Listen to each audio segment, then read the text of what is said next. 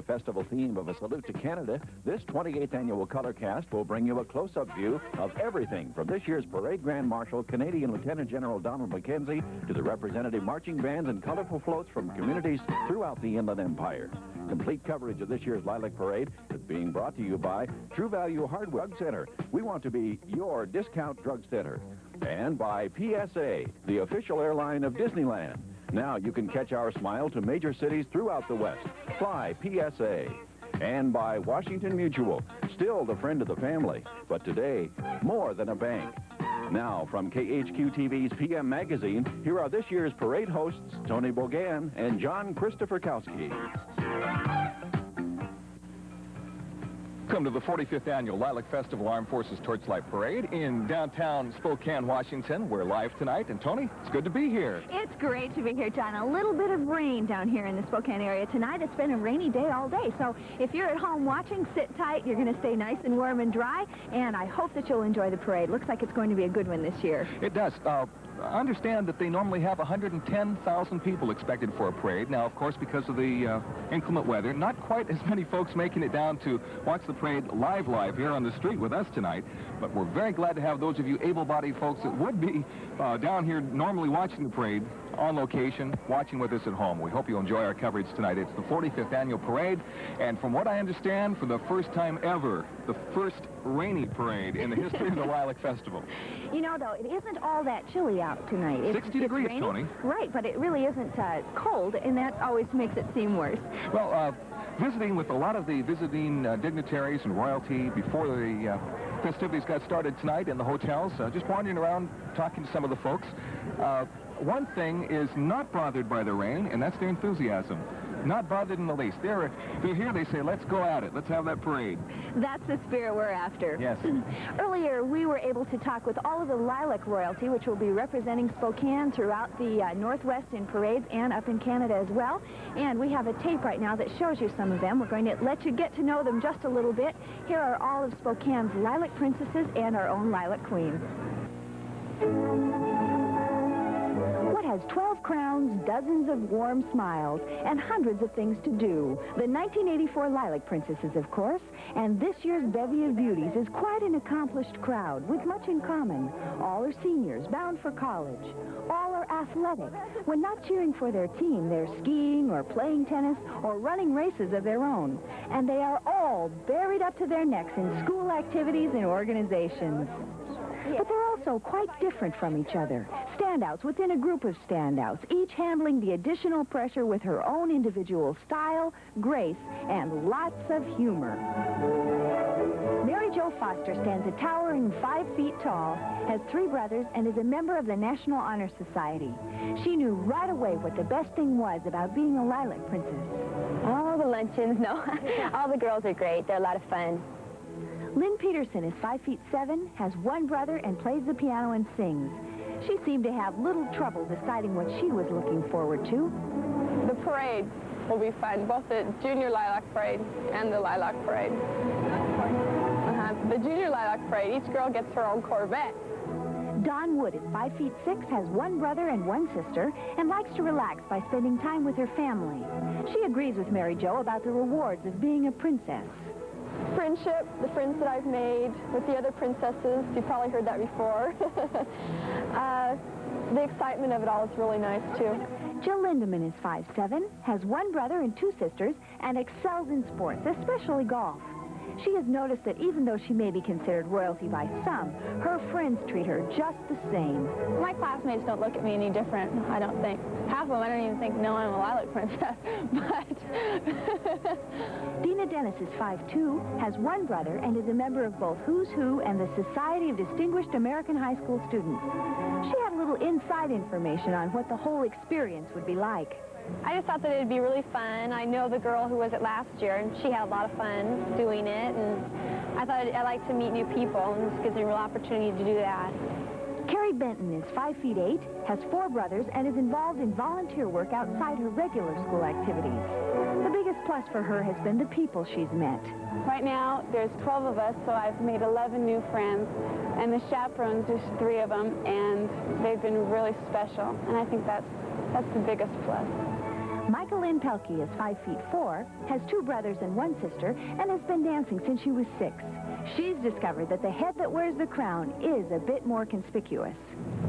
Well, it's more than what I thought it'd be. You get more attention, and it's a lot more fun than what I was expecting. Gloria Cruz is 5'4", has 3 brothers and 4 sisters, and was born in Guam. When first asked to compete, she politely said, "Well, maybe," meaning no way. The only pressure I'm having right now is getting my book reports in. And I hope my English teacher watches this so he can be kind to me, you know. Linda Harris is 5'10", has 1 brother and 1 sister, and competes in the high jump. She's cleared 5'3". She hopes her interest in criminology will lead to a job as a police officer. I just didn't want to sit behind a desk and be a secretary or something. I want something exciting, something that'll be active every day. Kelly Eddy is 5'2", has 1 sister, and finds her favorite people are children. She is this year's Lilac Queen. We have an expression where we each take our turns to flip over. We each have a time that is our time to do something a little different and to shine. And my night was the Lilac Coronation night, and the other girls all have their time too. Stacy Neese is 5'7", has 1 brother, and likes to read anything from Shakespeare to spy novels to a good sappy romance. She'll follow a family tradition by getting a degree in education and then plans to teach high school English. I just decided that high school was probably the best age. I don't think I have enough patience for younger kids. Coletta Jones is 5'4", has 2 brothers, and has wanted to be a Lilac Princess ever since she was a little girl. She has a pretty clear idea of what her job is. I think to be on the best behavior at all times and to mind your manners because there's always people watching and to smile a lot.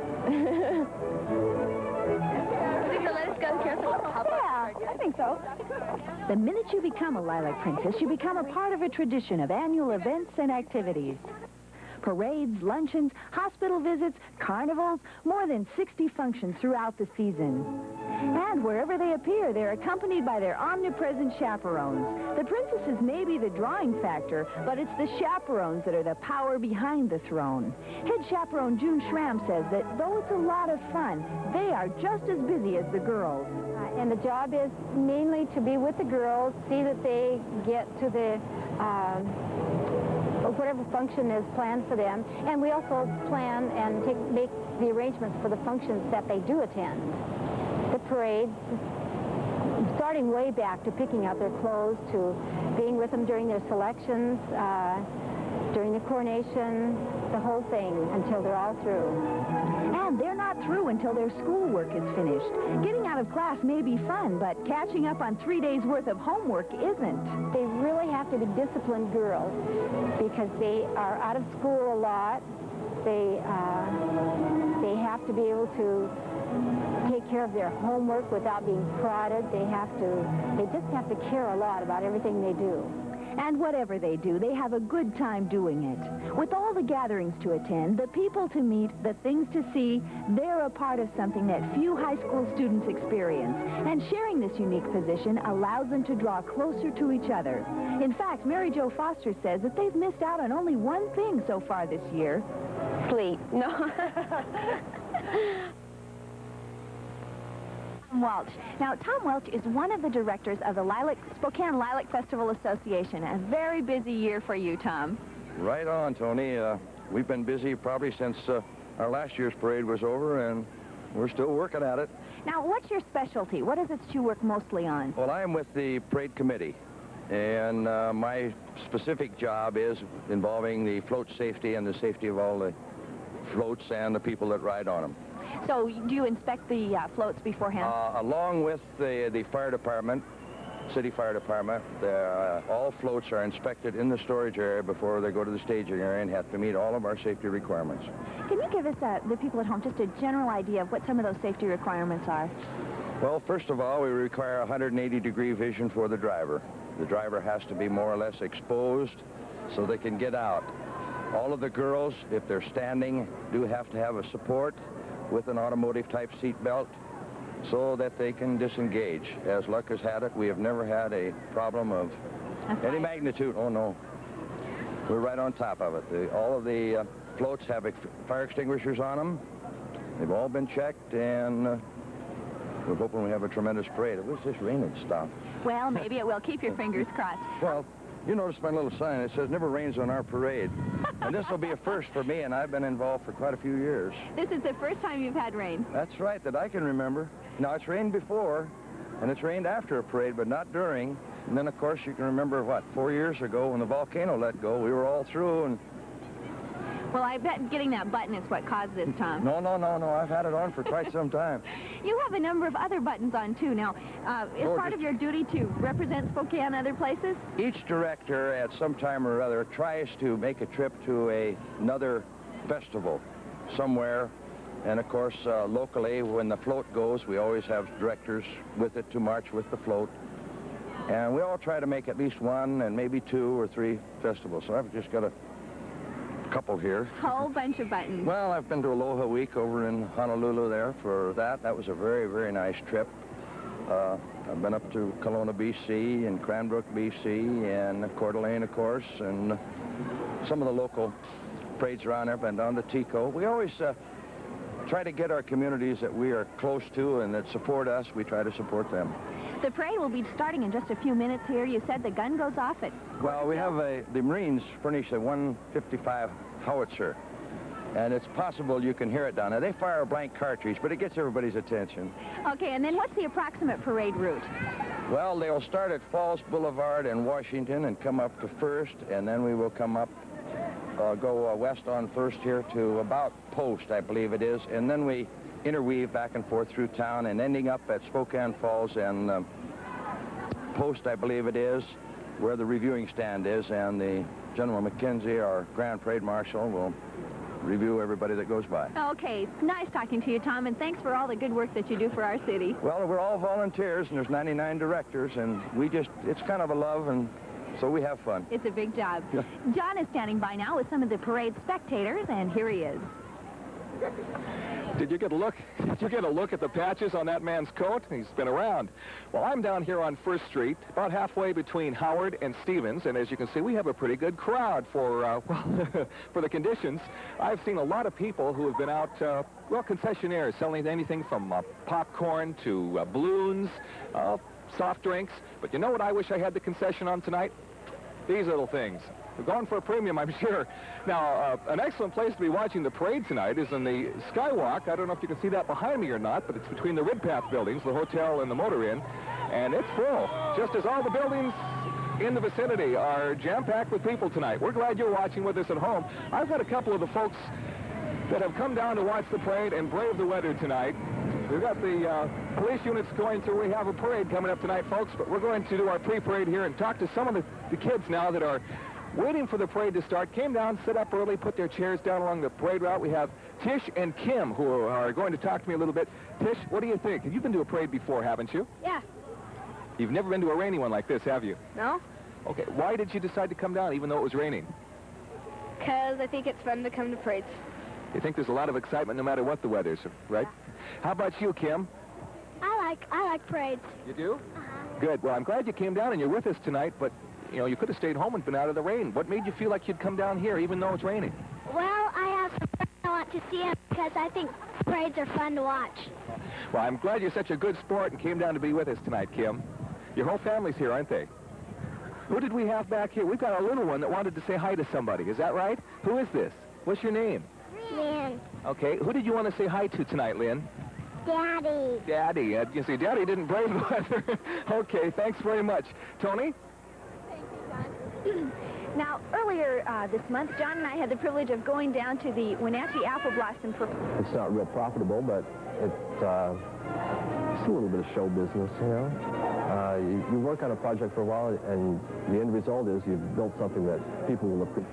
Well, Tony, I could remember marching in these parades. There used to be 2 parades, of course. There was the Lilac Festival Parade on Thursday night, and on Saturday, the big Armed Forces Day Parade. Now they're combined, and it's one big parade on Saturday night. That's why we're here. It's the 45th annual. The Air Force is heavily involved, of course, and earlier this week, I was out to Fairchild Air Force Base to find out about their event, which culminates the whole Lilac festivities, and that's the Aerospace Day, which is coming up tomorrow. And here's that story.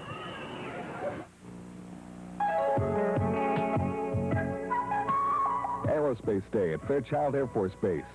Every year, it's the opportunity thousands upon thousands of us civilians use to visit a strategic air command facility. Here in the Inland Empire, young and old alike flock to the giant air base west of Spokane to see America's peacekeepers at work.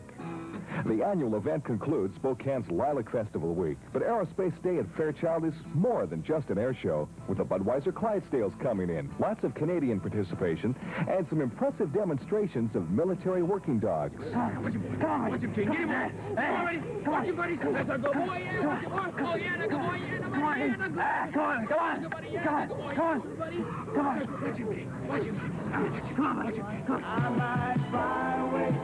If you're an aircraft enthusiast, you won't want to miss the 65 aircraft on display at tomorrow's show, and, of course, the flying demonstrations. With me is Colonel Allen, who's the wing commander here at Fairchild Air Force Base, and in the background, a B-52D model that just recently went on display here out at Fairchild. And, Colonel, I understand you had some personal attachment with this particular plane. Yeah, I sure did, John. I've got 5 missions over Vietnam in that particular airplane. That's a real personal attachment. How many years ago was that you were flying with this B-52? Well, as a matter of fact, 2 of the missions, I kept a book on all that. 2 of the missions were in 1969, and 3 of them were in 1970. It's been a while. Must have affected you a little bit when they brought this back to the base here from Guam, I understand. Yeah, we brought it back last October, and it's taken us that long to prep it before we could bring it out. And we wanted to make sure we especially got it out here for open house.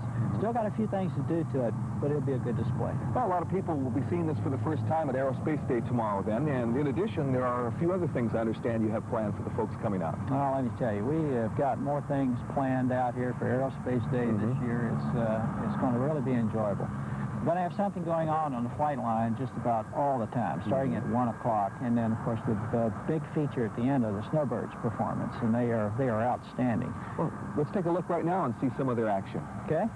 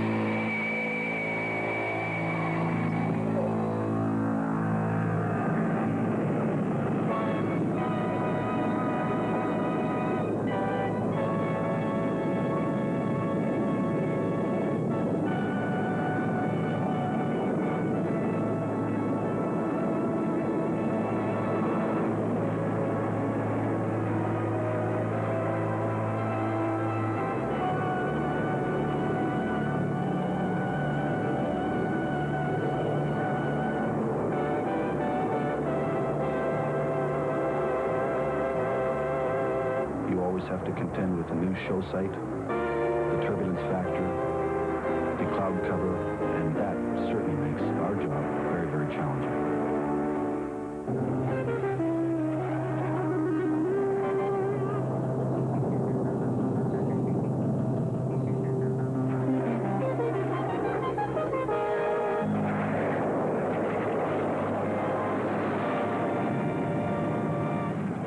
Snowbirds do not do anything that we consider to be dangerous.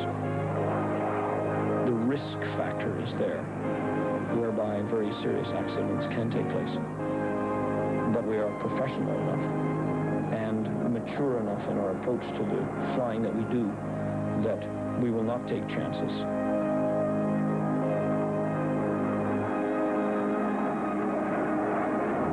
Seen the Snowbirds before, and they certainly do put on a great show. I'm sure the folks that come out will appreciate that. What else is there that's different this year?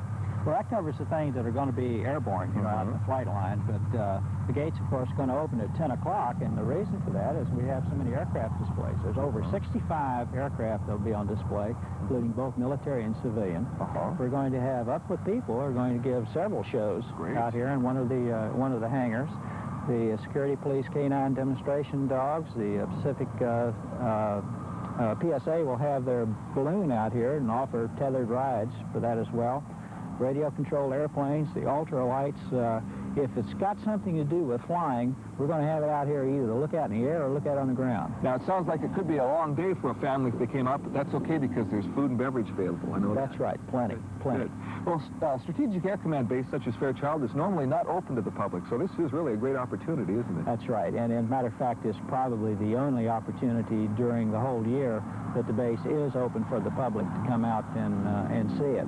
We have such a good relationship between Fairchild Air Force Base and the entire Spokane area that we welcome any opportunity to have the people come out and see the base. So this is your opportunity. We open at 10 o'clock. You can come out and start seeing the displays. The air shows will start at 1, and then we'll finish up with that big resounding finish by the big air demonstration at 4 o'clock in the afternoon, and then finally end at 5.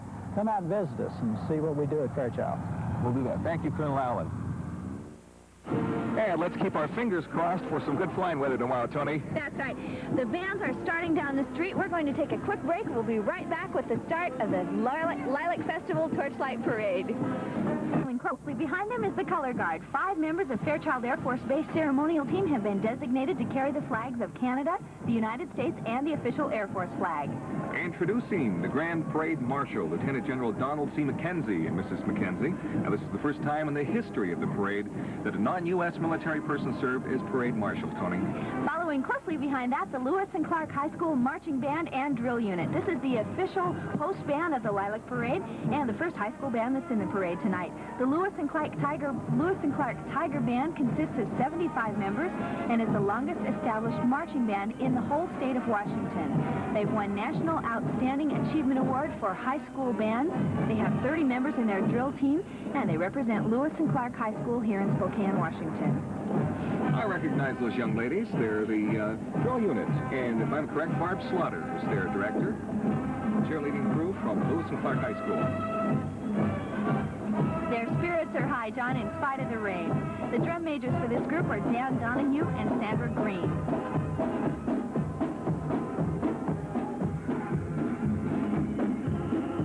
A little bit of rain here in Spokane today, and the wind is somewhat gusty as well, but it's not dampening the spirits here at all. You can see big smiles on that drill unit.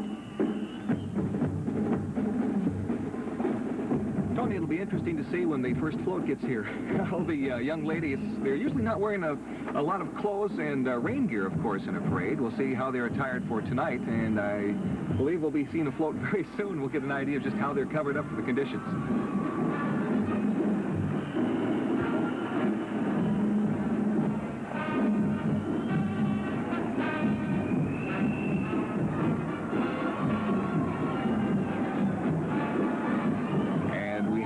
First float of the evening. It's the Spokane Lilac Festival Association float. And again, the Salute to Canada theme is chosen to recognize the interdependence of the United States and its good neighbor to the north. Queen Kelly Eddy.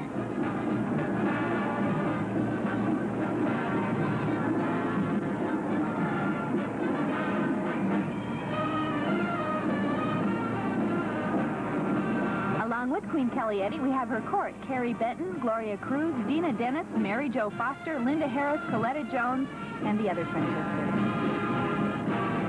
And this is the Air Force Band of the Pacific Northwest coming down the street in just a minute. There you see them. The United States Air Force and McCord Air Force Base at Tacoma are proud to present this band. Commanded by Captain Daniel L. Schmidt and led by Drum Major Technical Sergeant Keith Jadley, this outstanding military band marches thousands of miles each year in support of military and civilian parades throughout the Northwest.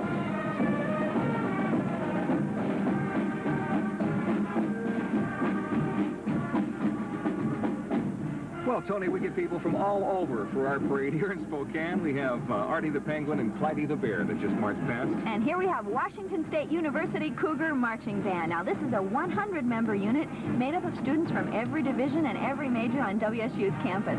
Beautiful girls, high-spirited. Now, they're wearing crimson and gray uniforms, led by Drum Major Vince Carlson and Majorette Cindy Campbell. The director of the band is Patricia Root and her assistant, John Clemet. WSU's band, John, is well known for their crazy antics and their wild behavior while supporting the athletic team. How'd you like to be carrying that tuba tonight? Well, I don't know. It's pretty windy out there. I was having trouble just holding that umbrella up. I believe That's WSU's fight song. That is a very familiar tune.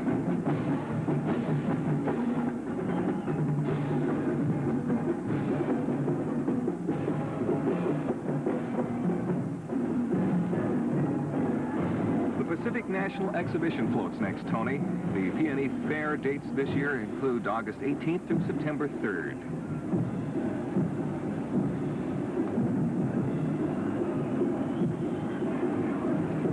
Miss Darcel Chan is Miss Lady Fair this year.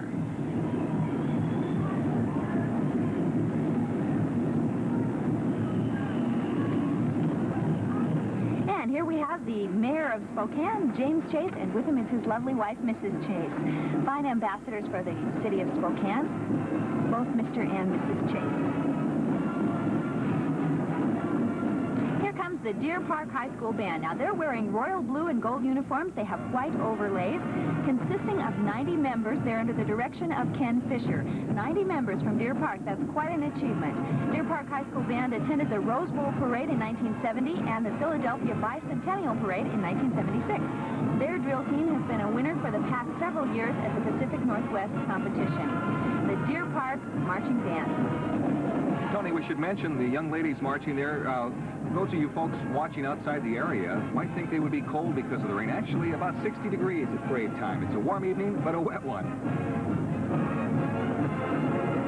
In spite of the wind, it seems that everyone's really enjoying themselves tonight.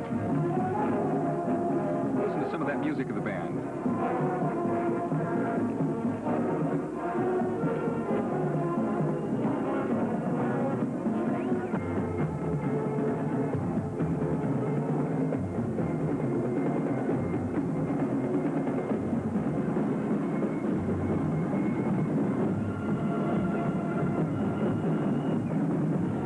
Our community well represented tonight. They must have half the school here, Toni. I think so.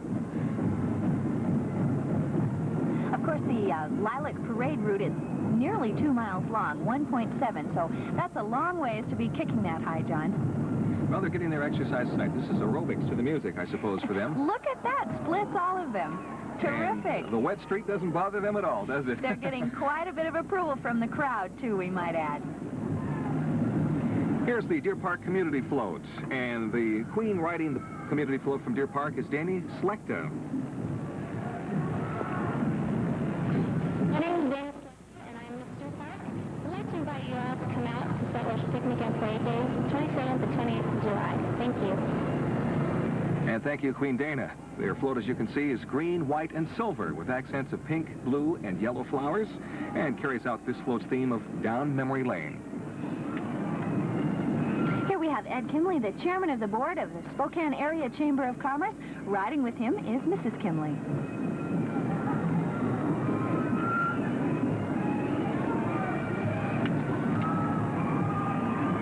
And here are the Royal Rosarians from Portland, Oregon, the city of roses. You think there's any truth to the rumor I heard on the street earlier, Toni? They brought Portland's weather up with them?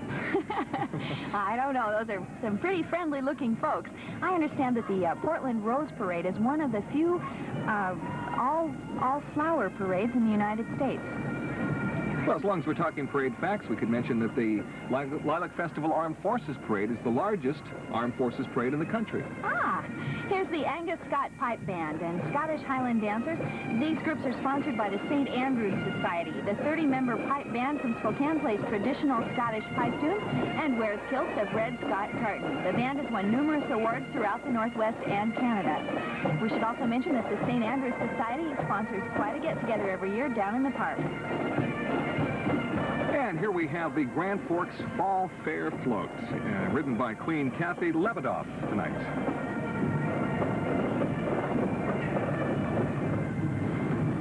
Hello, my name is Kathy Lebedoff, and I'm Miss Grand Forks from Grand Forks, BC, Canada. I'm having a wonderful time in Spokane, and I'd like to invite everybody to come up and visit our beautiful Sunshine Valley. Thank you, Kathy, and thank you, folks up in Grand Forks watching our broadcast tonight, live from downtown Spokane. Here come some of the antique cars. You're going to see numerous antique cars throughout the parade today. Interesting, Toni. Most people that own vintage or antique cars won't take them out unless it's 90 degrees and not a cloud in the sky, but they're initiating them to some rain tonight. Look at the shine on those wheels. In fact, the parade is probably the one time in the year these vehicles are driven. I'm sure that's true. That looks like about a Model A. But you notice they do have the convertible tops up tonight. No one's riding in the rumble seat either. No, they aren't. This is the 45th Annual Lilac Festival Armed Forces Torchlight Parade. There are 195 units in the parade tonight. And you know the thing, Toni, our first parade together for the Lilac Festival, and it's the first raining parade. Is there anything we should learn from that? John, don't ever mention that again. We're stationed here at 1st and Howard Street. Toni, looking up and down the parade route earlier tonight, I was really impressed with the fact that there are people everywhere, not just here in the area where the lights and the cameras are, of course, but up and down the parade route, there are people everywhere. This is the biggest event Spokane has. Now you can see Coeur d'Alene High School Band coming. They're led by director John Terrace. The Coeur d'Alene High School Band is wearing blue and white uniforms. They have 80 members in all. And the drum major for this group is John Lindell.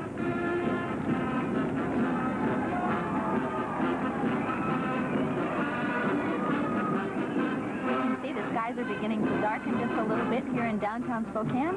We have some lights outside on the street, of course, which help you to see at home. I think it adds to the color of the Torchlight Parade. Yes, it does. The fact that it's night and the fact that the streets are wet, it kind of makes a reflection. There's a reflection quality to that that adds to our color of the festivities tonight, Toni. Kind of a glow. The Coeur d'Alene High School Band.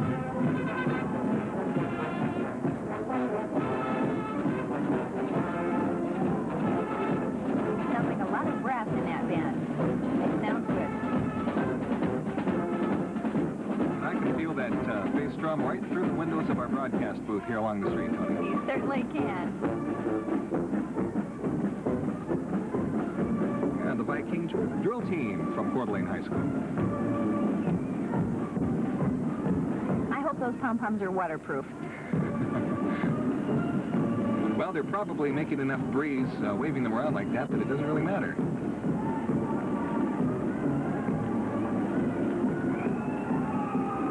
Coeur d'Alene, one of the larger high schools in the state of Idaho, and again, a lot of representation from their, what is that, a 3-year school, I believe? These must be their cheerleaders. And the Coeur d'Alene Chamber of Commerce float this year is ridden by Queen Lisa House. And their theme is "The Lake is Only the Beginning."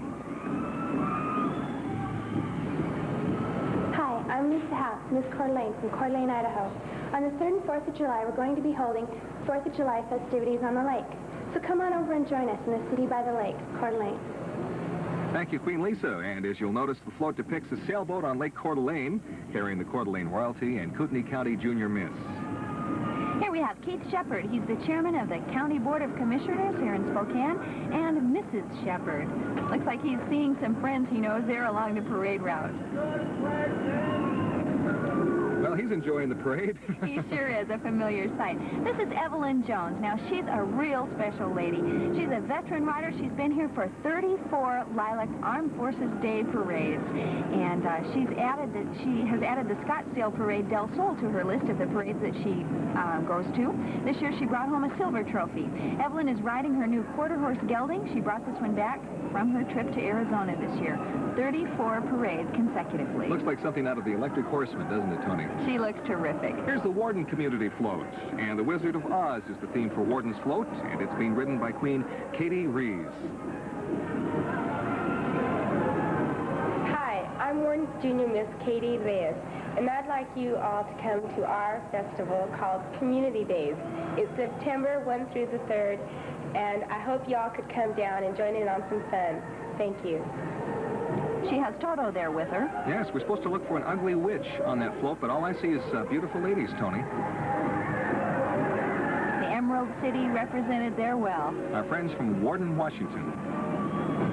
Here comes the John R. Rogers High School Marching Band and the Pirettes. 110 members in this band include winds, percussion, and they have flags. The band is wearing purple and gold with purple bushy-style hats. Percussion and flags are in a traditional corps style uniform accented by a white Aussie hat and a gold plume. Boy, those metallic flag looks good under the lights. Everything looks good under the lights. This is, I don't care about the rain. I think this is a wonderful night for a parade in Spokane. I'm glad we're here. Glad you're watching with us on KHQ.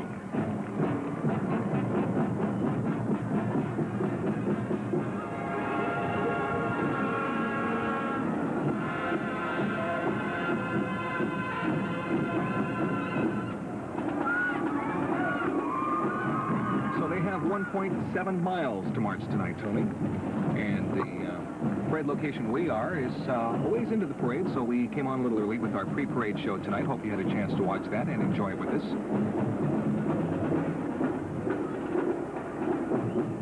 This is a large group, 110 members. And I'm sure they're proud and glad of the hats they have on there tonight, too. Yes. Australian bush hat, is that what you would call that? That's what it says. It says an Aussie bush hat. I noticed a lot of the bands in the parades this year are wearing those kind of hats. They're very popular.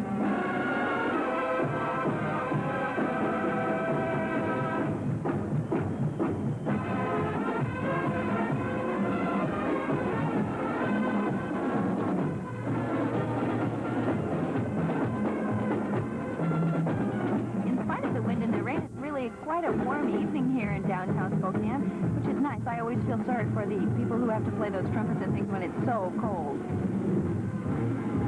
Here's the PSA float, Toni, and it says, "Catch Our Smile." It's the official airline to Disneyland, PSA is, and they're most pleased to salute Spokane, the Inland Empire, and Canada with a humorous freeform float decorated in brilliant combinations of red, white, and orange, the official PSA company colors.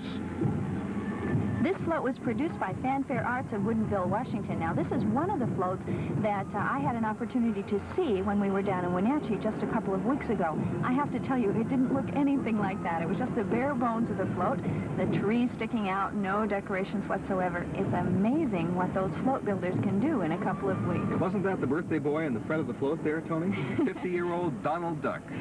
Just as popular as ever. Doesn't show his age much, John. Wait, that's it.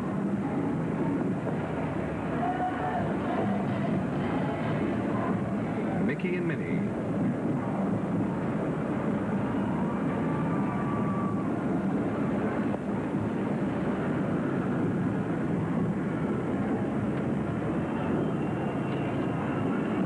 Here come the senior ranking military officers in our parade. In the first car, we have General Robert Kirtley of the Air Force and Mrs. Kirtley. In the following cars, Lieutenant Jeff Cook of the Army, Captain Gene Pino of the Marines, and Del Lubash, who is from the Navy.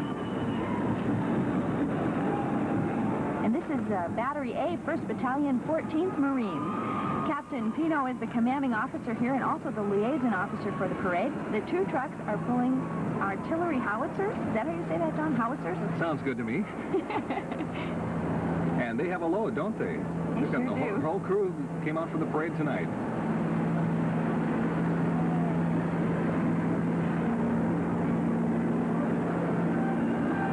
Does it look like the MASH 4077th to you, Toni? Well, I don't know, John. There's the howitzers you were talking about. Now, I was told there was going to be a howitzer fired at the start of the parade tonight. Did you hear that at all? No, I didn't. I didn't hear that either. But here's the Meade High School Panther Marching Band.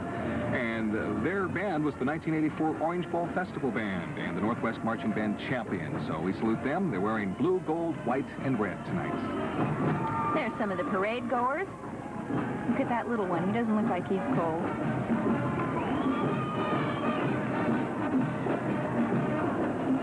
There's a lot of school spirit up at Meade. I've talked to a lot of the Meade people from time to time, and they are really behind their school in that district. You know, you can really tell when a group has good, strong backing from the community, too. They just seem to sparkle. Whether it's parents or just alumni, it's always good to see that. Some good maneuvers with those rifles. And here's some more Aussie hats, Toni.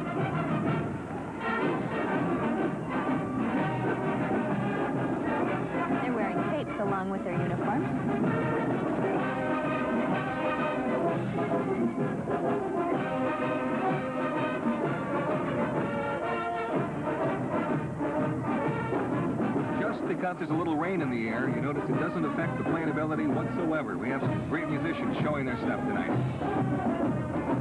The average parade attendance has been around 110,000, but because of the rain, President Jack Reagan says that this year's rain may cut the attendance by about a third. You'd never know it looking at the crowds assembled along the streets in downtown Spokane tonight. This is the Lake Chelan float coming down the street. Riding the float is Miss Lake Chelan, Linda James. The float is sponsored by the Lake Chelan Float and Royalty Association. It's done in colors of blue and silver. It features seahorses, swordfish, octopuses, and live goldfish. The seahorses move, and there's a bubble machine. Toni, in Lake Chelan, they have an event every September they'd like everyone to know about. It's called the Apple Knockers Jubilee, and I was able to go and attend that last September and had a great time. Hi, my name is Linda James, and I'm from Chelan, Washington. I'm Miss Lake Chelan, and I represent the Apple Knockers Harvest Festival Jubilee, which will be held the second weekend in September, and I'd like to invite everyone to come. A beautiful float. Queen Linda James. Looks like the float's blowing bubbles as well. That blue sure does remind me of the waters of Lake Chelan, too. That is one of the most beautiful areas in the state.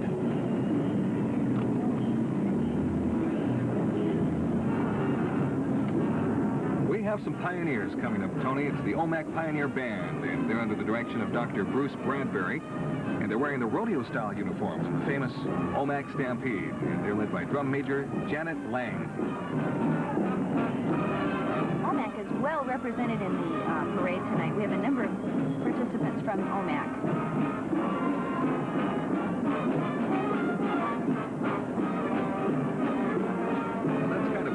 Marching style, isn't it? Yeah, it is.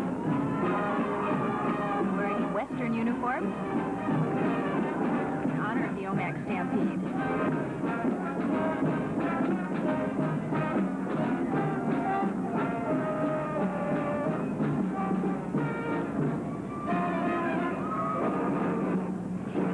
Now they look like they're having a good time, John.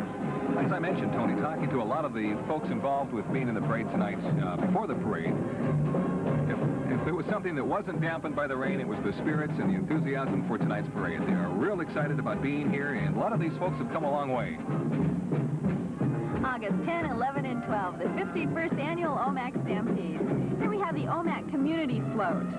The theme is OMAC, Heart of It All. The float's in the shape of 3 hearts with smaller hearts depicting all of the activities in and around the community of OMAC.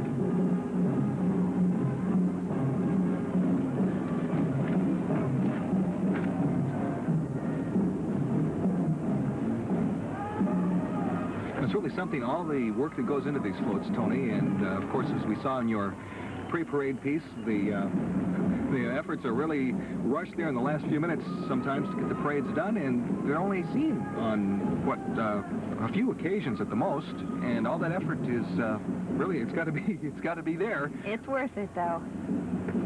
There's the driver, of course. Driving one of those floats has got to be quite a job as well.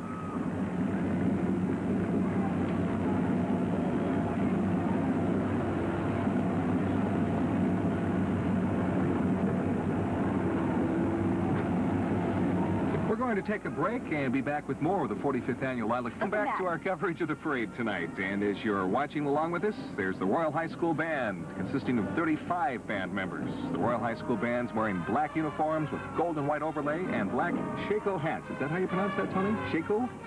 I think so, John. Sounds right to me.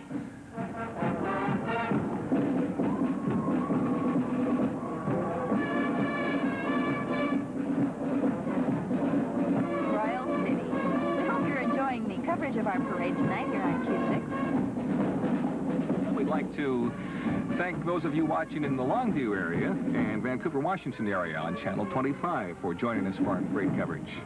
Here comes the Royal City Festival float, and riding it we have Queen Colleen Hampton.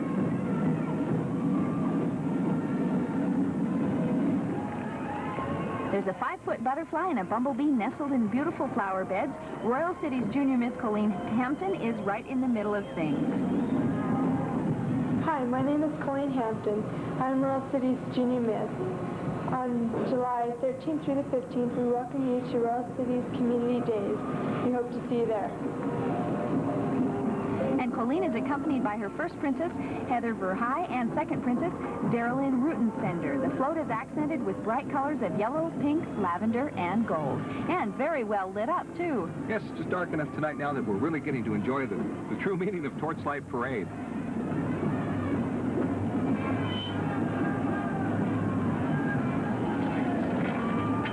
Here comes the University High School band coming down the street.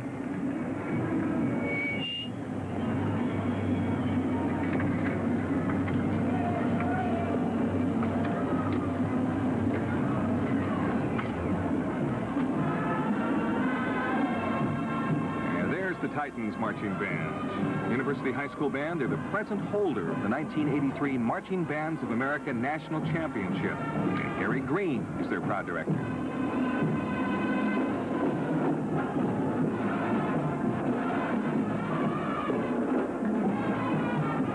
Really an unusual group of very, very dedicated students, John. They have won numerous awards throughout the United States.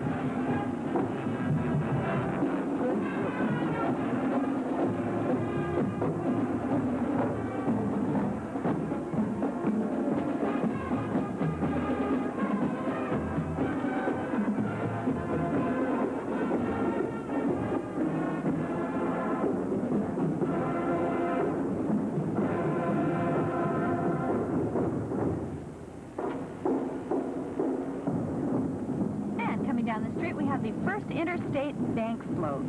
Now, First Interstate Bank of Washington is delighted to participate this year in the Lilac Festival. This will be their 3rd year. First Interstate's float, using the theme Pageants and Festivals Forever, wishes to remind everyone that there are more than 1,000 offices in the western states and in Hawaii. The float is purple, gold, and lavender with blue accents and was designed and produced by Fanfare Arts of Woodinville, Washington. Riding the float, Washington State Junior Miss Abigail Drinkard, and she also just happens to be from Spokane. Spokane's Junior Miss is on the float, Gina Frigeri, and the 2 runners-up, Tiffany Johnson and Lisa Lowther.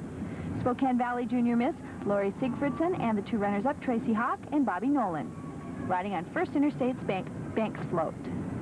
Did you note the Canadian flag, Toni? Yes. Salute to Canada. The maple leaf.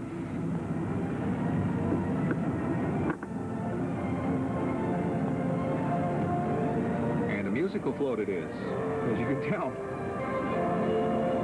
Here we have a shot of Stuart Anderson's Black Clydesdale Hitch.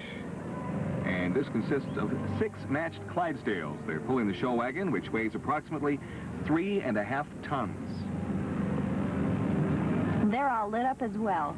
Tell you a little more about that, Toni. The fancy harnesses were custom built for these horses. And in case you're wondering, the horses' names are in the lead, Benny and Mac. In the middle, we have Bob and Duke. And in the back, Aladdin and Harry. Now, I happen to know why they give them such short names, John. Do you? No, but I'm sure you'll tell me. Well, that was why I asked. Oh, okay. They give them short names so that when the driver wants to call out to one of those horses, he doesn't have to, spew out some long, fancy name. He just says, "Hey, Mac, get back in line." And that does it, huh? That does it. They all know their names, I would imagine. Here comes the Wilbur High School Marching Band and Drill Team, stepping out to the strains of Stray Cat Strut. Here they come, and they are a 40-piece unit dressed in red and white uniforms touched with gold. This group won 2nd place in its division last year in the Torchlight Parade. The group is directed by Jane Bateman. Belinda Metcalf is the majorette and baton twirler. Performing specially choreographed routines with the band are the cheerleaders, also uniformed in red and white. Wilbur High School.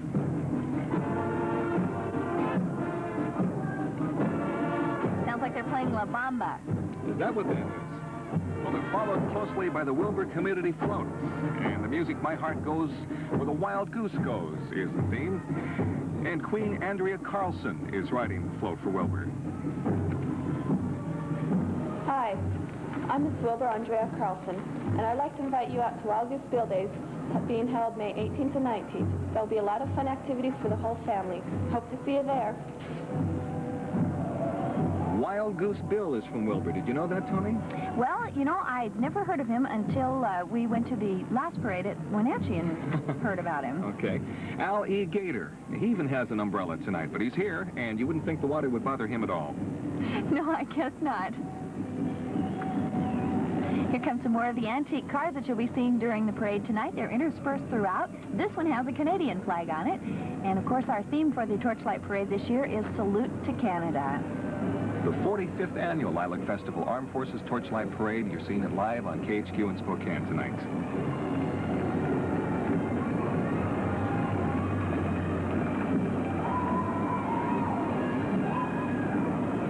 The work that goes into those. Oh, it looks like that one has on an authentic jacket from the era, yes. For sure. Edmonton Transit with their pipes and drums. The members are wearing scarlet tunics and clad in Gordon tartan kilts. They're playing Scottish traditional music in our parade tonight. And since this is Salute to Canada, the band has requested 2 Royal Canadian Mounted Police and a Royal Canadian Legion color party to join them in the parade. Don't they look nice? The members of the Royal Canadian Legion are dressed in blue jackets, the men in gray trousers, women in white skirts. There's our Mountie. The band is being led by Drum Major Emile Doucette and under the direction of Pipe Major Edwin Nassitz. Those bagpipes are not easy to play, John. I wouldn't think so, but again, Toni, we've got a situation where rain is not bothering these people at all. Here comes the Edmonton Klondike Days float. Bearing the theme Edmonton Klondike Days Showcase, this float invites one and all to come to Edmonton, Alberta for Klondike Days. Now, Klondike Days, in case you're wondering, are July 18th through 28th. The float is decorated in shades of red, orange, gold, and brown, the official colors of the Klondike Days Association. Riding the float in the artistic stage settings of yesteryear are dancers, musicians, and costumes riders of the 1890 period. Following the float, you have Klondike Mike, who is Edmonton's Goodwill Ambassador.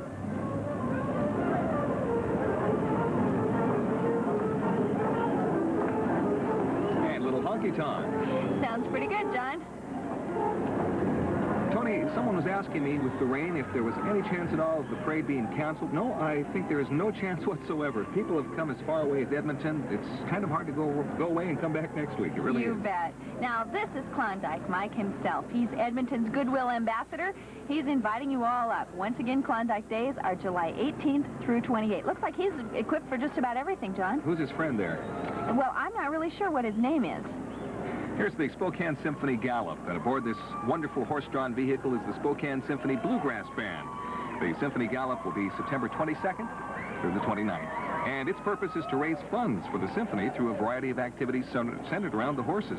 And this fine team of horses is driven and owned by Jack Penner from Dayton, Washington. Beautiful horses at that.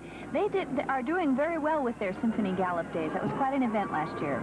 Here comes the Kettle Falls Community Float. And riding on it, we have Queen Carolyn Sapp. Hello, my name is Carolyn Sapp, and I'm Miss Kettle Falls. I'd like to invite you to come on June 2nd to our Town and Country celebration. Hope to see you there. This float uses a grass green base that has a gazebo on the back of the float, trimmed with gold and pastel colors and with flowers. Spokane County's Junior Sheriff's Posse is next, and having members ranging from 10 to 18 years of age. It's groups wearing black and red outfits with white tack on their horses.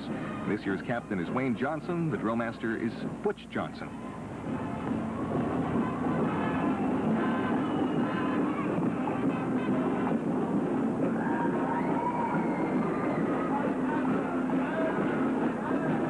High School. I remember them well, Toni, from my days of playing in sports on the west side of the state.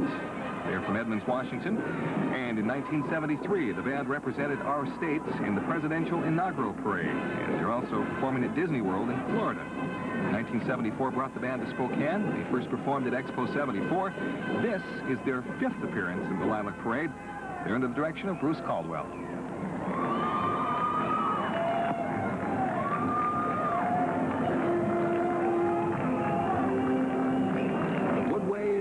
Woodchucks. Is that right? Or Warriors. It's been a long time, Toni, it really has. But I remember the colors are green and orange.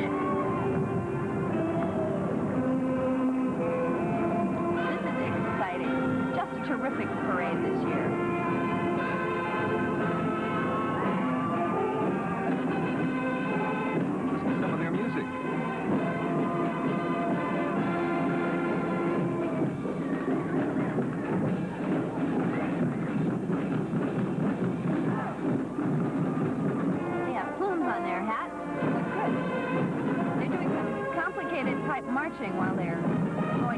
as well.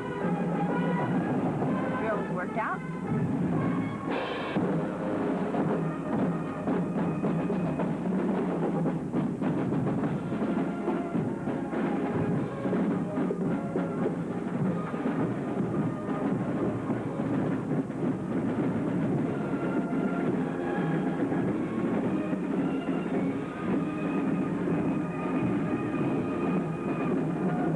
Music sounds very Olympic. Yes, it does, and they're followed very closely by the Seattle Seafair 7-Eleven stores float. Now, this theme of this float is Triumph, the 1984 Summer Olympics. These gentlemen are Commodores, is that correct? Yes. These groups have created a bold and dramatic salute to the 1984 Summer Olympics to be held in Los Angeles.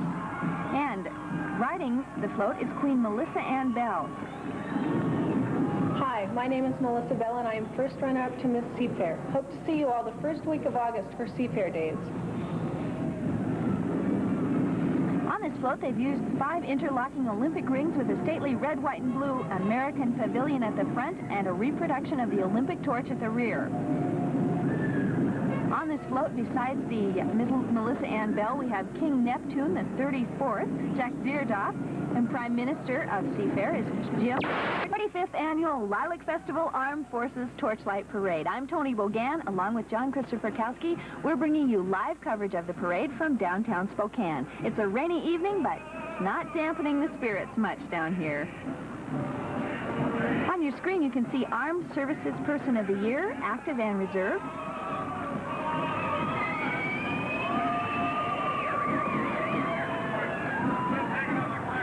One of our representatives from the U.S. Air Force, Sergeant Michael L. Hull, along with Edmund Rosario and Richard P. Tsurkey and Sergeant Ferry Yosef.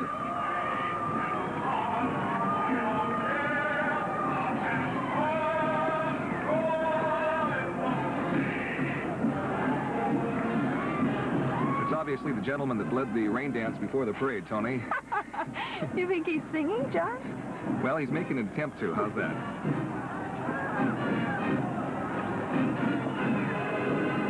Hey, there's one of our Looks like a goers. Yankee fan, huh? Yeah, Yankee and a parade fan, yes. And I like that hat. The people are enjoying the parade. A lot of enthusiasm down here. In spite of the rain, everybody's clapping and cheering. Well, here's the Spokane County Fire District engine. It's number 9, engine number 9. A red 1941 red fire truck, accompanied by 8 volunteer firefighters from Fire District number 9. They've certainly come a long way. Now, look, they've even got a Dalmatian on there. They do. And there are the few people that aren't worried about getting wet tonight. The Lake Roosevelt High School Band and Drill Unit. Number 57 in our parade tonight, 190-some units. They're under the direction of Al Reeves, wearing Aussie-style hats again with red and gold uniforms. Their drill team is brand new this year, consisting of 19 members. Right behind the band.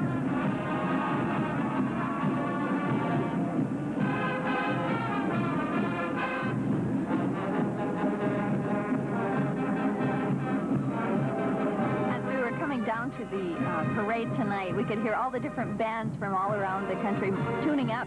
Some of them were standing inside garages and under different awnings, and everyone was getting ready for the parade. It was really quite exciting. You know, it must have been something last night, too, Toni. Of course, everyone arrives in town the night before to be in on the festivities, some even earlier. And I imagine the partying and the getting together and just the whole excitement of Lilac time was all over town last night. All over town. Here's the Grand Coulee Dam float. And riding it, we have Queen Debbie Peterson. Hi, my name is Debbie Peterson, and I'm Miss Grand Coulee Dam. I'd like to welcome all of you to come see the light show every night from Memorial Day until Labor Day weekend. Thank you.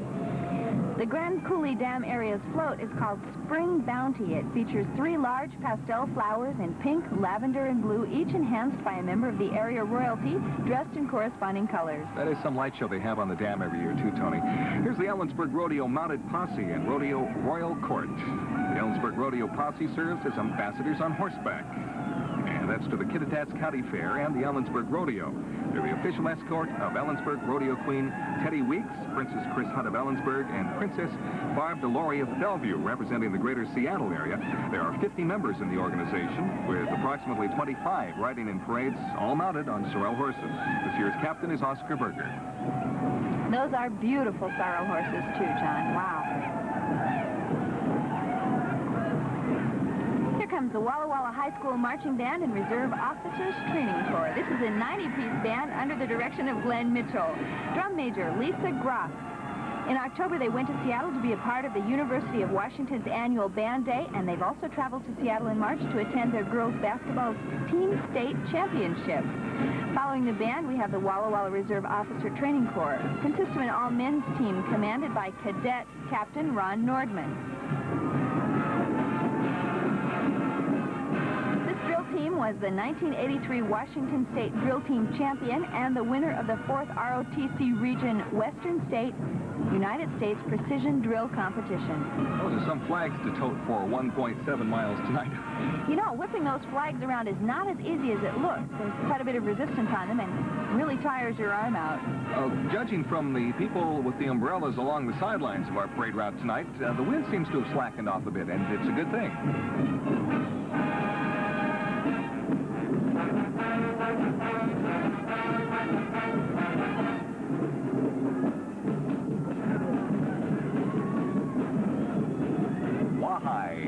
Blue Devils, South Central Washington.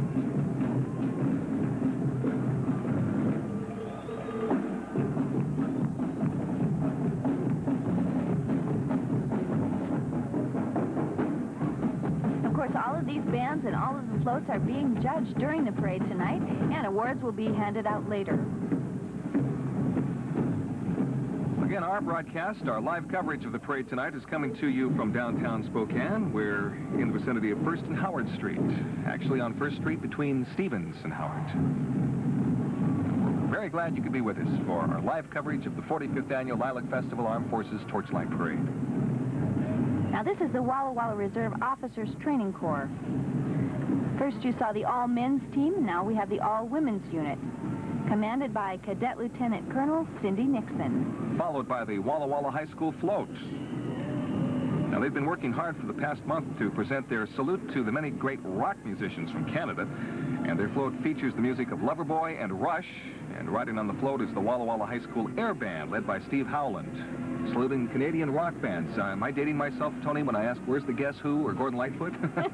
You sure are, John. Isn't that terrific? Not too many high schools actually participate in the parades by coming up with a float of their own. I think that's outstanding. That is something. And there's nothing like a float and a parade at night.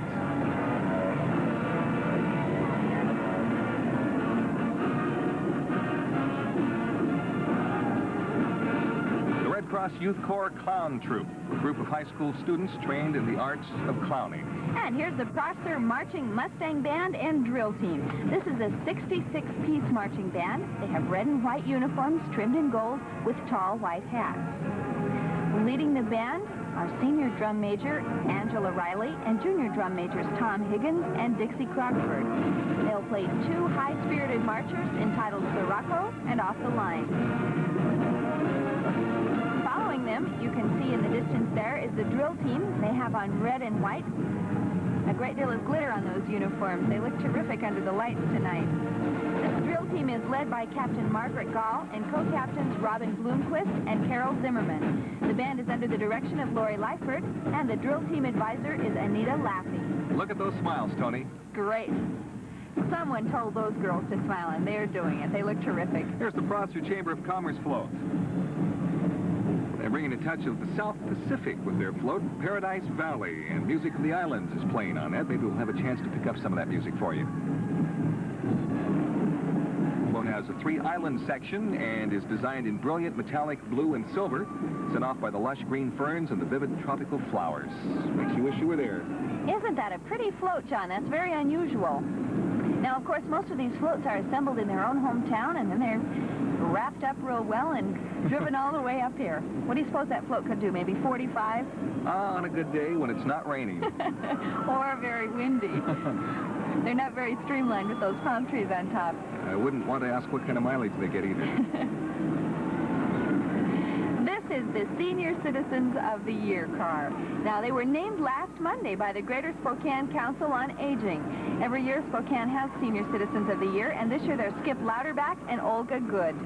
The Kelowna International Regatta Float is next, Tony, and each turntable represents a festival in the city. The Kelowna Regatta, the Kelowna Snowfest, the Rutland May Days, and the Okanagan Wine Festival. And you'll recognize on the float Ogo Pogo, who, if I'm correct, resides in Lake Okanagan, giant Lake Okanagan. That's right, giant Ogo Pogo. Yes, he's large himself, isn't he? Not very many people have seen him, I understand. Have you seen him? A lot claim to, though. Here we have the Spokane Chimney Sweep Guild. These chimney sweeps are dressed in traditional top hats and tails. They carry brushes and rods that are the tools of their trade. And they represent the Spokane Chimney Sweep Guild. Did you see Dick Van Dyke among that group at all? No, I didn't. Okay. And you can see there on your screen just barely the Lewiston Roundup royalty. Now, the queen is LaDon Dodd, and she's from my hometown, so I'm real proud of her. Here's the La Crosse High School Band, and do we get the feeling that every musician in the state of Washington, or at least east of the Cascades, is here tonight? Well, just possibly. They consist of 30 band members. There are 6 flag members with this group from La Crosse High School.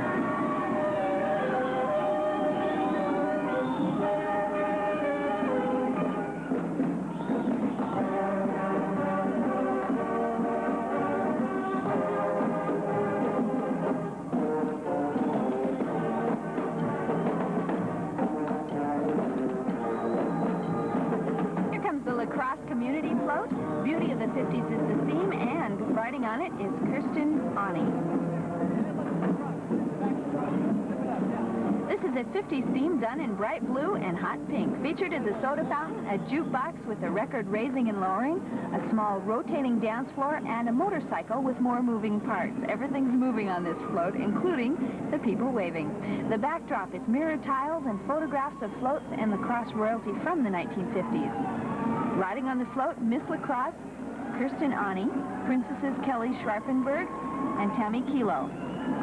I'll have to see if one of these fellas walking with the float stops and combs back his hair in the camera lens. Hi, my name's Kirsten Ani, and I'm Miss La Crosse. I'd like to invite everyone to attend the Farmers Festival and the La Crosse Country Run, June 23rd. The mayor of La Crosse is also on that float, Leroy Raymond.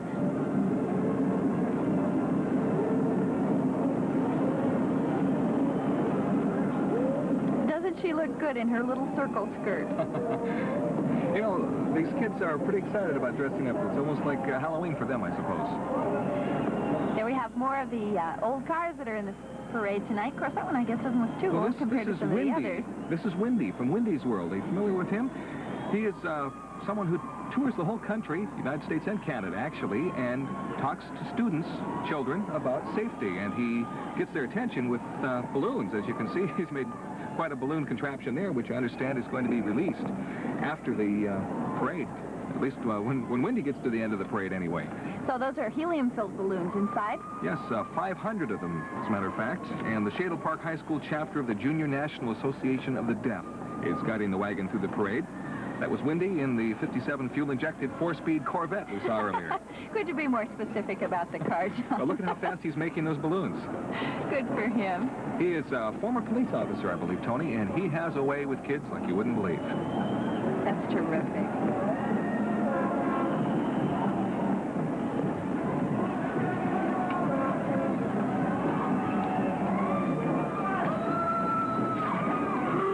You can see the Ferris Saxon Marching Band and Color Guard coming there.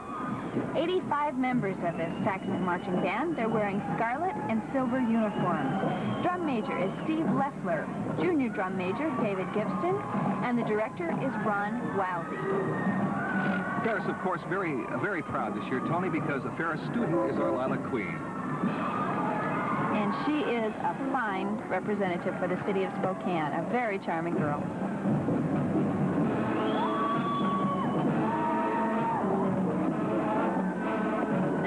75th entry in our parade tonight. And, of course, we have 195 units, 55 floats, 56 bands. We're very glad you're with us for our telecast of the 45th Annual Lilac Festival Armed Forces Torchlight Parade tonight.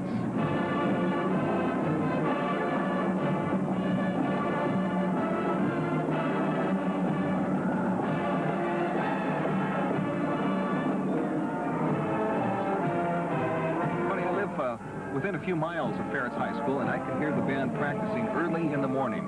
Can you? And sometimes when I'm still sleeping or trying to. They have to be dedicated. On top of everything else they're doing, trying to get through school, they're also playing in a band and learning to march.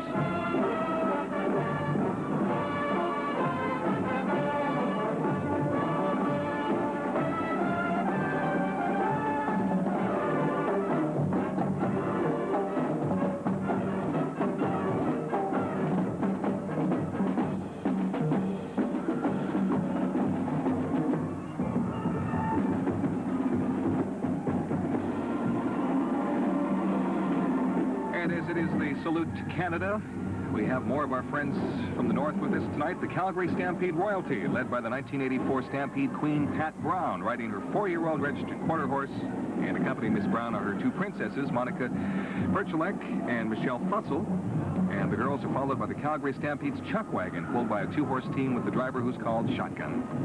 Here comes the East Valley High School Marching Knights. Now, the East Valley High School Band has 70 band members, 20 drill team members, and 20 cheerleaders. The school colors are green and white. Last year, the East Valley High School Marching Band took 3rd place in Section B. Tonight, they're led by drum majors Ronette Russell and Sue Borman.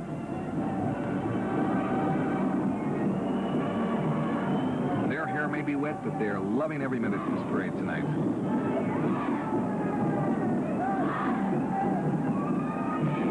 And well mentioned to folks outside our area that it may look like it's really miserable conditions. There's no other way to put it. It's not that bad. It has sprinkled for most of the parade, but the temperature is not that cold. It could be much worse. And even though this is the first rainfall we've had in a Torchlight parade, the temperature was around 60 degrees at parade time tonight. Don't they look good in their green uniforms? Yes, they do. Very bright. Should we play Name That Tune on this one, Tony? No, I'd rather not. Well, no, I'll host and you play. Okay, ready? Well, let's see. I can name that tune in 3 bands. All right, what is it?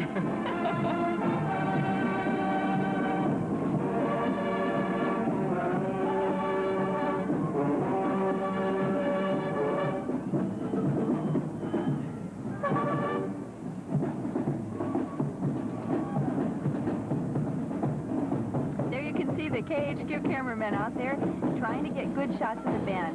They are working very hard out there in the rain as well.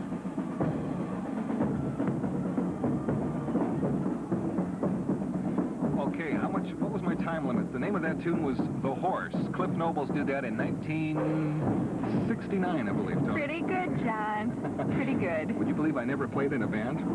Here's the Post Falls Pioneer Festival float. And Exquisite Gardens is the theme of this lovely float from Post Falls. 5 gazebos trimmed with white crystal beads adorn the float. And that is one spectacular nighttime Torchlight Parade float, Tony. Isn't that beautiful? A large golden flower. Again, standing in the middle of the flowers and dressed in long blue formal gowns are the Queens Dawn Ledbetter and Cammie Blankenship.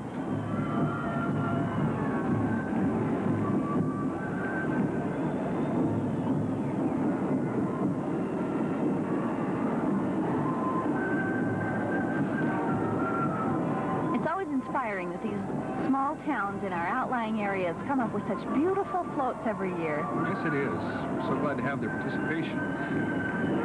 Here come the Friends of Riverfront Park. Spokane's Riverfront Park entry is introducing a new Riverfront Park Ambassadors program involving high school age volunteers. These ambassadors are going to help the park staff conduct tours, provide information to tourists, and assist in public relations.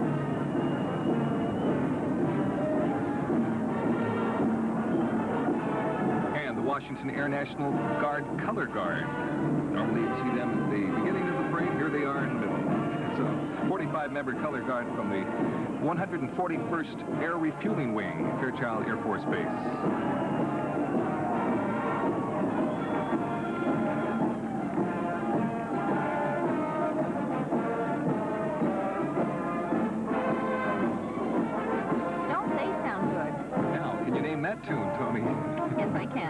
the 560th Air Force Band.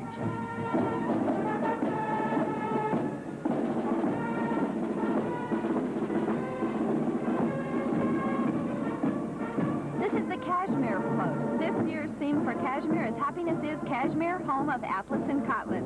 Riding on it is Queen Kimberly Mott.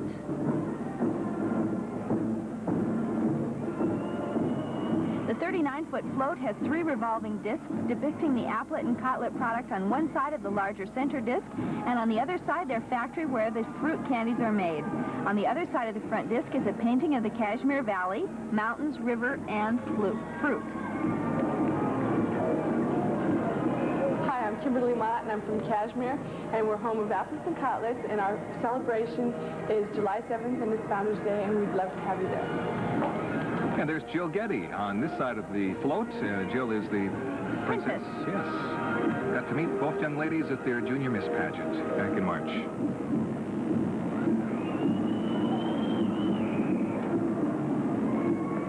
Well, we have another antique vehicle with top up tonight, Tony. I wonder if these folks had a little foresight and realized there was a chance of some rain, and they all had the tops available. Most of the time, these vehicles go through the parade with the tops down, so everyone can get a good look. Like this little lady right here. Look at her. And Oh, look at what that a smile. nice smile. The Shriners Arab Patrol Drill Unit follows next.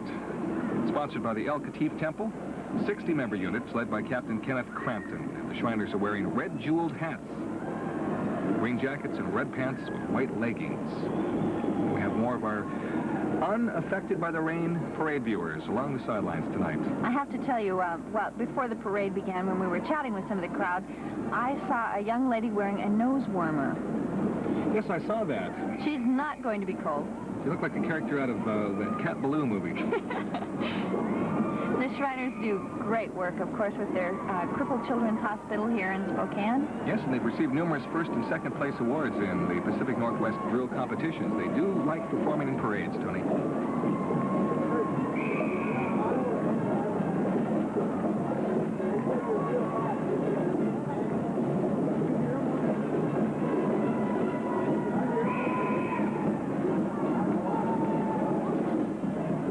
You could say they all have a smiling face with a fez on top. You could say that.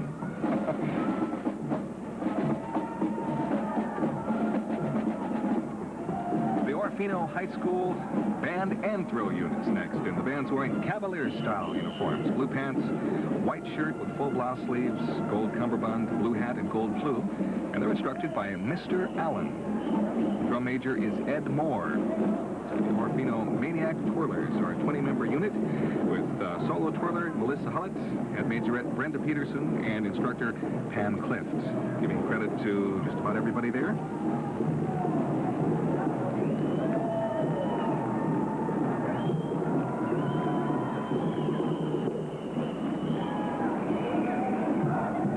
And do I see some more Aussie hats? I think so. I know what their mascot is, John. Are you going to share that with us, Tony, or is that your own little secret tonight? Well, I thought maybe you didn't know, because you've known all of them so far, just Oh, about. okay. I'm sorry. What is their mascot, Tony? The Orofino Maniacs. Okay, one for Tony.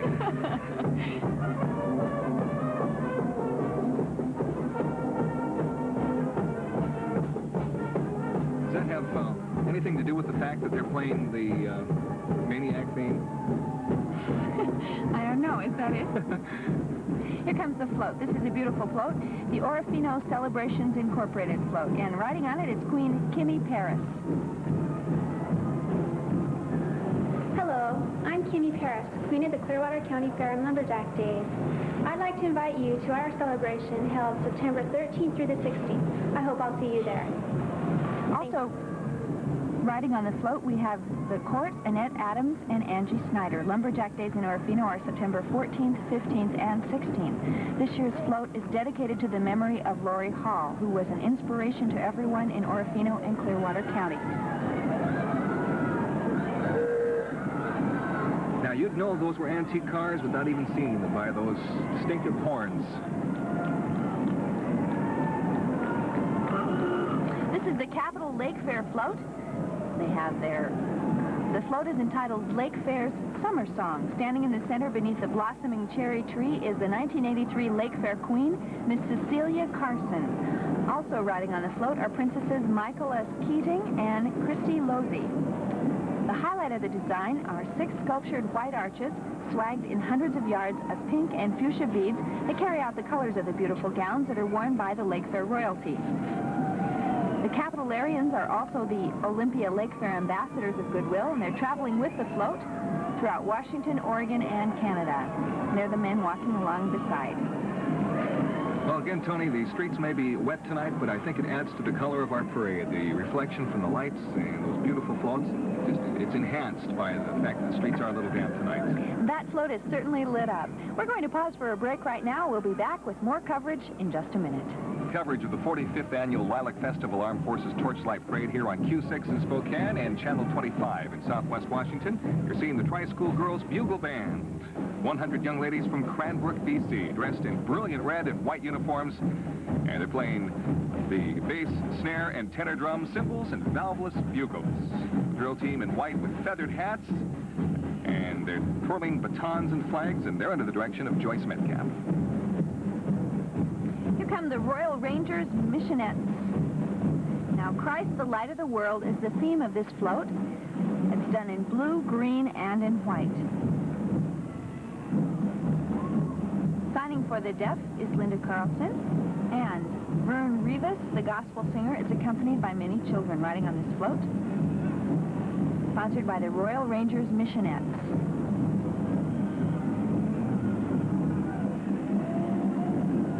Those kids are enjoying it. I bet this is the first parade for a lot of them, Toni. And there's the singer.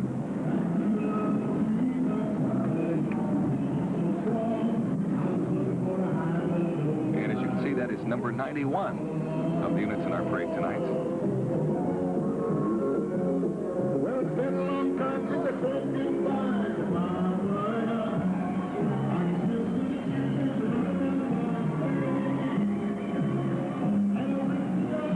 Lake Chelan Shrine Club Apple Corps Drill Team, sponsored by the Lake Chelan Shrine Club and dedicated, as all shrine units are, to helping crippled children.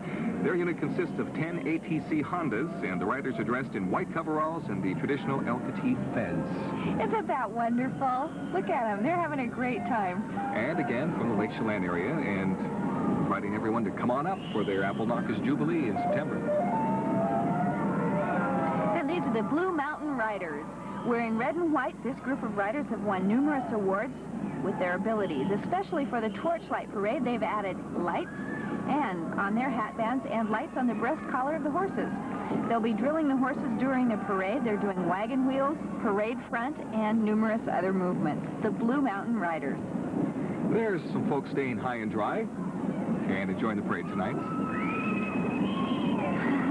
Mom wants her to wave, but she's just not sure. Now, there's someone waving to us. Blue Mountain Riders from Walla Walla, Washington.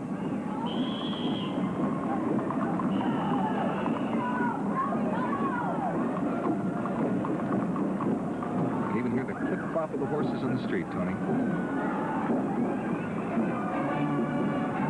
High School represented next with their band and drill unit.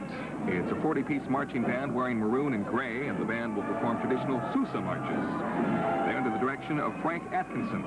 Following the band, the Reardon Color Guard, which is a newly formed group, performs with the band at ball games and parades. They're led by Captain Trish Stolmiller and under the direction of Carol Paul and Willie Stolmiller.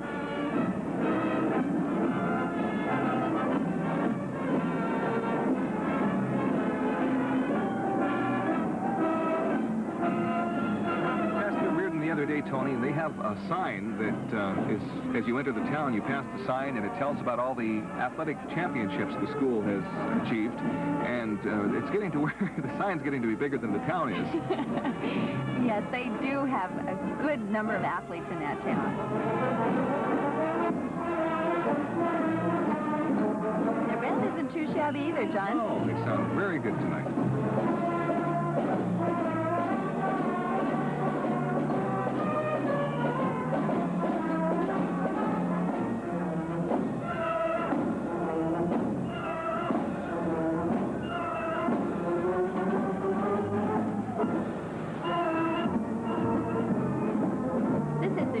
Edwall Community Float, and riding on it is the Reardon Edwall Junior Miss Barbara Center. Fly with the Wind is the theme of this float, and besides Barbara Center also are the court. Hello, I'm Barbara Center, Reardon Edwall's Junior Miss. I'd like to invite you to attend our Mule Days celebration June 1, 2, and 3. And thank you, Spokane, for a lovely stay in your city. Thanks. Riding with Barbara Center are Rachel Middlestadt and Pam Schultz. They're all spending a beautiful spring day flying kites in a lush green meadow of yellow daisies. Oh, we're going to take a bite out of crime here, Toni. There's McGruff. McGruff, the crime prevention dog. He's always popular with the kids. The West Valley High School Band and Drill Unit follows, and they're proud to perform for you tonight playing Moorside March, which we'll hear as they're wearing their orange and black outfits from West Valley High School tonight. They're under the direction of Mr. David Wiedered, and the drum majors include Lori Manteppel and David Brooks, the color guard advisor, Mrs. Leah Wiedered. Flag captain is Gary Getty, and the rifle captain, Nancy Bailey. Also a large group. Almost within marching distance out in Millwood. West Valley High School. Those are unusual gloves the girls have on. Orange on one side and white on the other. Is there any hint of Michael Jackson in that glove? No, they only have two on. It mustn't be. It has to be just one. Aren't his metallic, too? I think they glow in the dark, yes.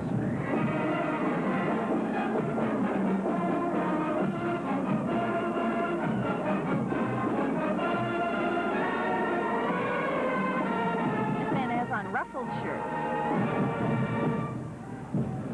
Do get into their music.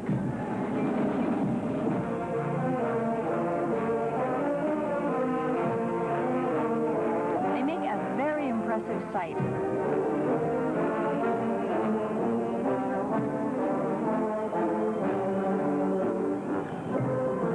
This, once again, is the 45th Annual Lilac Festival Armed Forces Torchlight Parade. And we'd like to thank you for joining us for our coverage tonight of the 45th Annual Parade. We have another 100 or so units to go, and we hope you'll stay with us for the whole parade. This is the Connell North Franklin Festival float, and riding on it we have Queen Barbara Thompson. The South is the theme for this float with its Desert Queen, a stern wheel riverboat with moving paddle wheels. And here is Barbara Thompson. Hello, my name is Barbara Thompson, and I'm representing Carnell and North Franklin as their junior miss. This year our festival will be held on September 22nd, and we hope to see you all there. Thank you. Besides Barbara Thompson, there's First Princess Rhonda Stonecker and Second Princess Linda Ferguson. This float has a stern wheel riverboat with moving paddle wheels on the back. The Southern mood is created with black, white, and hot pink colors on the float and the sound of Southern music in the background. Makes you wish you were rolling down to Mississippi, doesn't it, Toni? Wouldn't that be great? Clarence and Chloe the Clowns. And it looks like three of them to me. One of them brought a friend with an umbrella. Well, that only makes sense.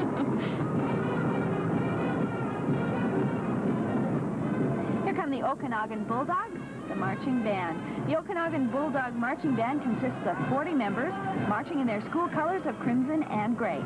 The flag and drill team units were added in 1982, increasing the size of the full unit to 85 members. They're under the direction of Mr. Tim Schrout. They received a superior rating at the 1983 King Bowl Marching Band competition. Crimson and gray, the Okanagan Bulldogs.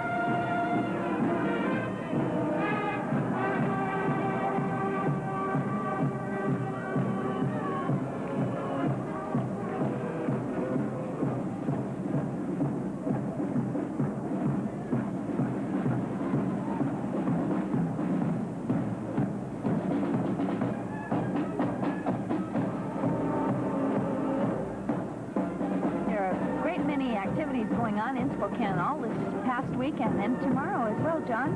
Aerospace Day, and of course we're hoping for some good flying weather for that. Anywhere from 125 to 150,000 people expected for that. The Okanagan Civil Service Float is next.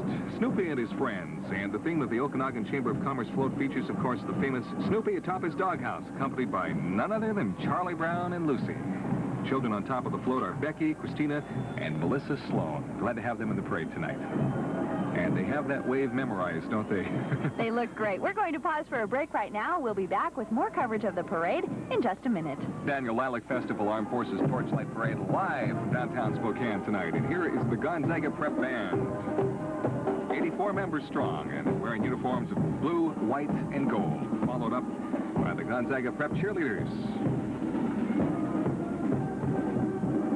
And following them, the Royalettes and the Prepettes drill teams. Wearing their school colors of blue and white. Gonzaga Preparatory School here in Spokane. Yes, Toni, and they're led by advisor Kathy Hicks, incidentally. The band was directed by Kevin Schaefer.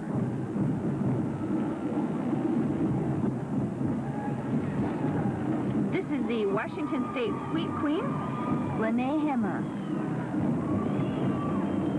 She has quite a job representing all the wheat farmers here in this area. The soft white winter wheat. What about that spring wheat? She represents the spring wheat farmer too, does she, Toni? Maybe they have a separate queen. I don't think so.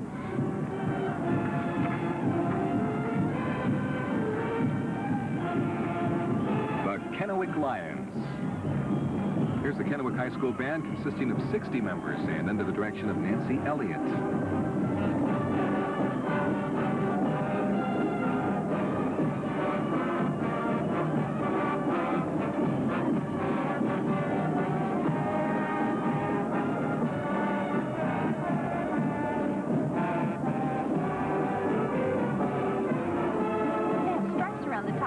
I haven't seen that before. Like braid. Looks like something you might see at the front gates at Buckingham Palace. We were in the park yesterday and the snowbirds came flying over. It was quite exciting, Don. They're going to be doing an air show tomorrow.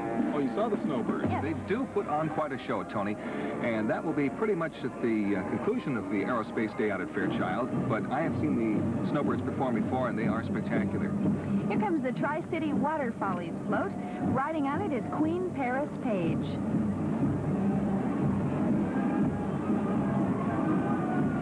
Hello, I'm Paris Page, Miss Tri-Cities 1983. In July, the Tri-City Water Follies will be sponsoring the Gold Cup. Please come and join us. Thank you. Spectacular bursts of fireworks and ribbons of gold announce Celebration in Gold, a salute to the 1984 Gold Cup race. The Unlimited Hydroplane race is going to be held in the Columbia River this year on July 29th. And that event attracts some 100,000 people to the beaches along the Columbia River, and of course, some event that has some national significance in the hydroplane races.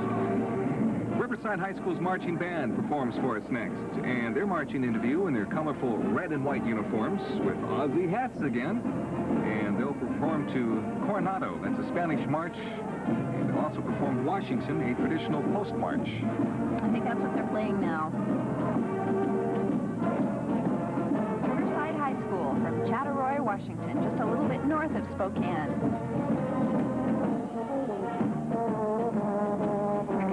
Riverside Booster Club float in a cloud of white. Riding on the float is Miss Riverside Laura Stoop. She's in a white gown, and also on the float, Erica Judd in the light blue gown and wearing a royal blue gown, Princesses Connie Barnes, Sue Barrett, and Julie Griffith. And here's Laura Stoop. My name is Laura Stoop, and I hold the titles of Miss Riverside and Riverside Junior Miss. I represent Riverside High School and the surrounding communities. I'm really glad to be a part of the Lilac festivities. It's been a great, fun experience. I hope you're all enjoying the parade. This float features green meadows, blue brooks, and swinging arches. Almost paradise. Well, there's no doubt that that's the Ritzville section coming up next. The Ritzville High School Band and Drill Unit under the direction of Dennis Cook. The Ritzville Band consists of 45 members and is accompanied by a 6-member drill team.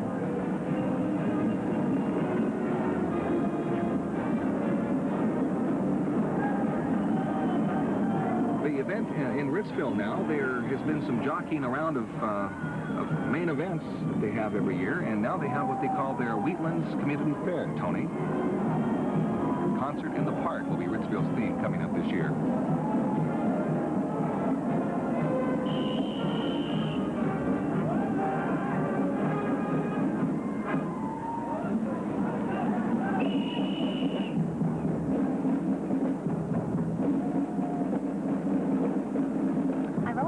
How they can chew gum and march and play horns at the same time. You know, it's interesting how band members, well, they march and occasionally they play during the length of the parade, but the drummer plays the whole time. He's got to be the most tired of them all when the parade's finally over. Here comes the Ritzville Festivals Association float. Concert in the Park is the theme, and riding on it we have Ritzville's Junior Miss. Hi, my name is Dawn Hard, and I'm Ritzville's Junior Miss. I'd like to invite you all to the Wheatland Community's Fair and Rodeo over Labor Day weekend. It's a lot of fun, and I hope to see you there. Kelly Gross is the princess, and Sherry McBride is another princess.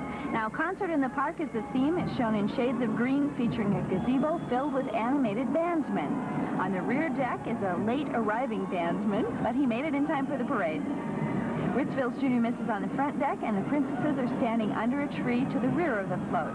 Clematis vines trail over the gazebo. Isn't that beautiful, lit up? Yes, the green really takes the light well, doesn't it? All these floats certainly come to life during the Torchlight parade with all the lights on them. Medical Lake High School. They have an ROTC unit at the high school, I believe, Tony. Of course, a lot of the students out there have parents who are involved out at Fairchild Air Force Base. Medical Lake Marching Band and Drill Unit. Now, this band has taken second place in both last year and in the 1982 Lilac Parade. They're wearing red and white and are under the direction of James Legend. The Medical Lake High School Cadet Drill Team is under the direction of Mrs. Kathy Johnson and student leader Tracy Mabbitt. Included in the Medical Lake High School unit is Washington's 81st Air Force Junior ROTC Color Guard and the Silver Wings Drill Team. The drill team is commanded by Cadet Major Chip Silva.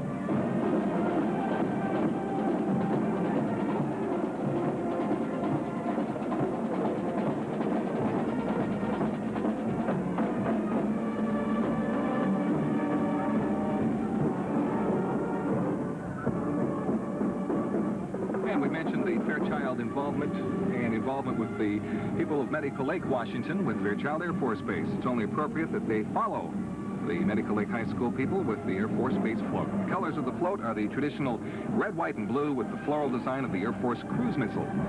Miss Fairchild, Sandra Loke, and her court First Princess Tammy Keaston, and Second Princess Keegan Lillibridge riding on top.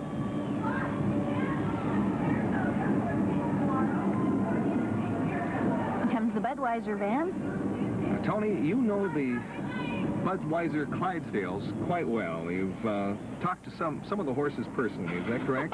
I'm acquainted with them personally, Okay. You might say, John. Well, why don't we leave that to you to tell us a little bit about those Clydesdales? Okay, I'm happy to. This unit is sponsored by B&B Distributors, and it includes the famous 8-member Clydesdale team and the red Budweiser wagon with 2 Dalmatian dogs on top.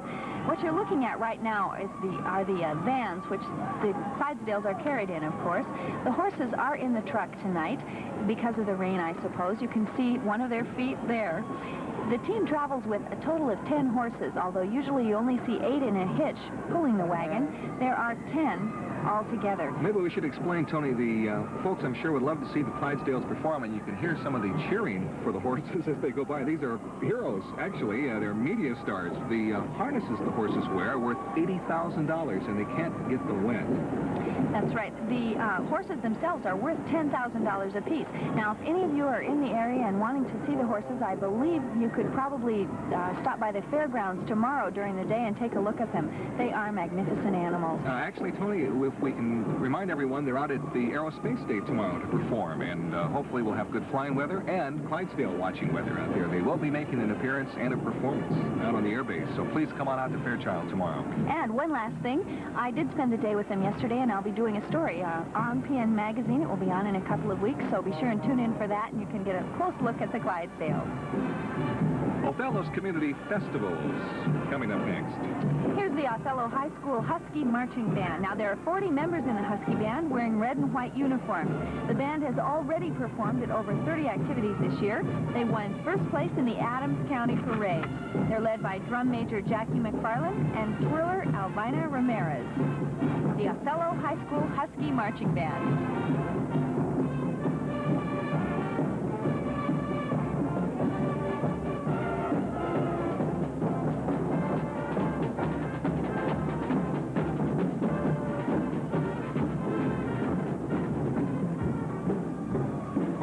Just a couple hours away, just south of Moses. Back to the 45th Annual Lilac Festival Armed Forces Torchlight Parade here in Spokane, Washington. I'm Toni Bogan. Along with John Christopher Cowsky, we're bringing you live coverage of this year's parade. This is the Natchez Valley High School Band, the Rangers, led by drum major Kristen Cole and majorette Michael Watson. Their director is Michael Bassett, and there are 70 band members altogether. Natchez Valley High School Band. Blue and gold. Those were my school colors, John. And what school was that again, Toni? That was Anatone High School, home of the Wildcats. The Wildcats. Are they in the parade tonight by any chance? No, there's not a school there anymore. Oh, there isn't? No. Following the Natchez Valley High School Band, you can see in the distance comes the Natchez Lions Club's float, and riding it is Queen Anne Thompson. Hello, I'm Ann Thompson, and I'm Queen of Natchez Sportsman's Days, which takes place during the beginning of September. I would like to invite everyone to come down and join us. Apple trees covered with pink apple blossoms highlight the Natchez Sportsman Days community float. Besides Queen Anne Thompson, we have Princesses Darcy Moore and Lori Yerty. This float is sponsored by the Lions Club and travels throughout the state as a goodwill ambassador, promoting the fruit-growing area of the Natchez Valley. Toni, I wonder if those weren't actually cherry blossoms on that tree. How does the song go? Cherry pink and apple blossom white. Yes.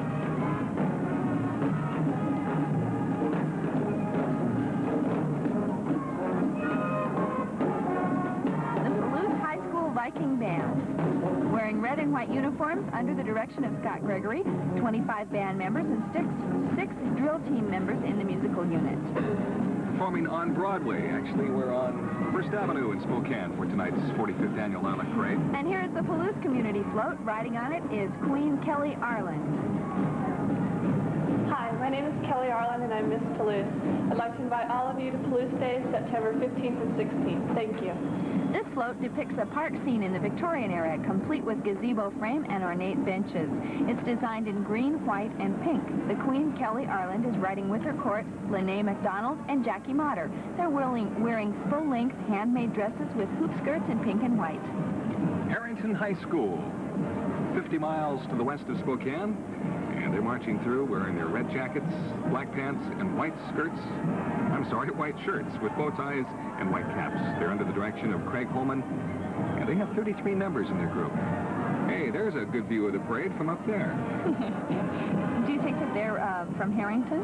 I don't think so. They seem awfully excited about seeing them.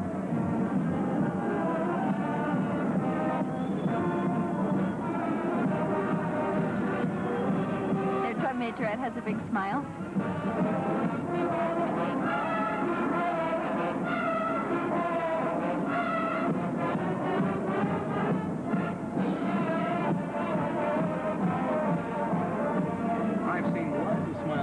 Toni, I think that the fact that we had just a little bit of rain on our parade has not dampened the spirits any bit.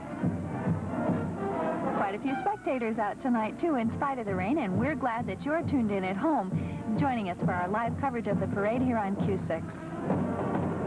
Here's the Harrington Community Float. Riding on it, we have Queen Sheila Phillips. The theme of this one is Springtime in the Rockies. It's portrayed by 3 sections, including mountains, lakes, and meadows. And here is Sheila Phillips.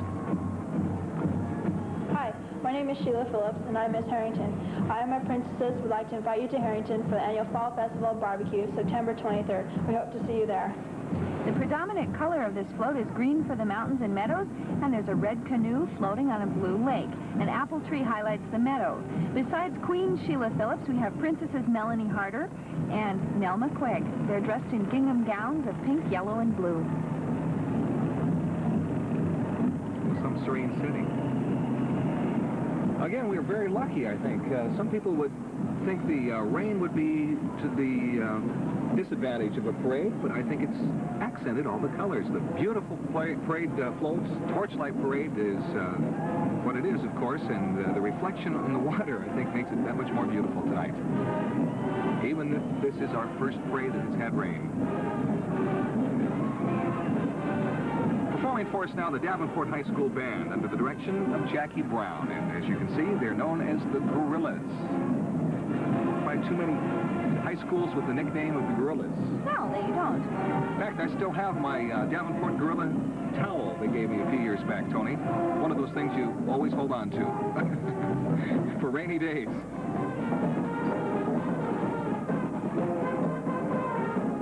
Following the high school band, we have the Davenport Community Float, and riding on it, Queen Leslie Strait.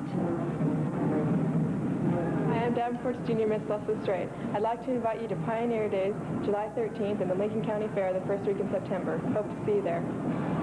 The Queen of Hearts is the theme for the Davenport float. Featured are 3 large rotating cards complemented by hearts, crowns, cards, and flowers. The colors are red, black and white, and gold accents. The music Queen of Hearts is heard. That was the Peace Arch in Blaine, Washington, of course, this being our Tribute to Canada parade tonight. Grandview High School performs with their marching band now.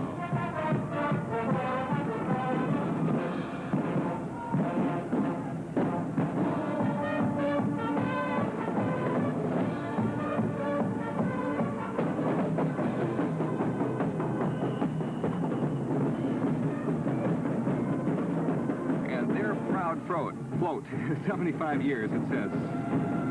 In Grandview, they're celebrating that with Winter Wonderland, and Grandview's theme this year. Here's their junior miss, Diana Bolt. Hello, my name is Diana Bolt, and I'm Grandview's junior miss. This fall, we will be celebrating Grandview's 75th anniversary, and also our parade, fair, and pageant on August 13th. So come down and celebrate with us. Thank you.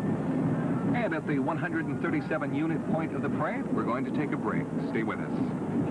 The 45th Annual Lilac Festival Armed Forces Torchlight Parade live from downtown Spokane tonight, and you're seeing the Chewelah Community Float, Dreams in the Orient.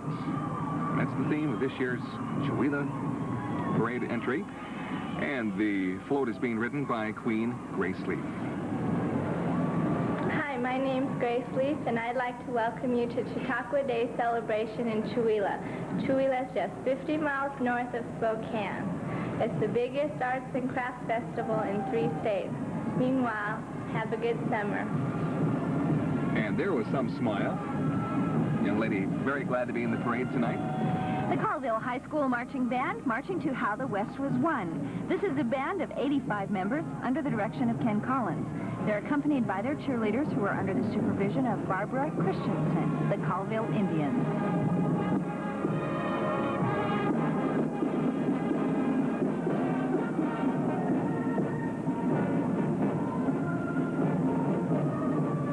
Those are striking outfits, uniforms they're wearing with the big C on the front.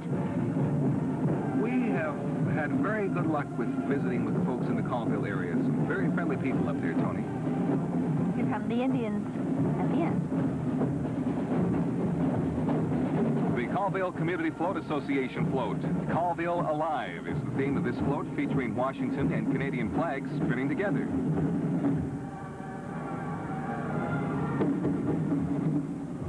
Hello, my name is Trina Morris. I'm Miss Colville, and I would like you all to come to our Fort Colville Days in June and join all the fun. And I wanted to say hello to everyone in Colville. Thank you. Well, you just did, Trina. Thank you. Again, shades of blue and white and silver accents are used on the float. Colville Alive.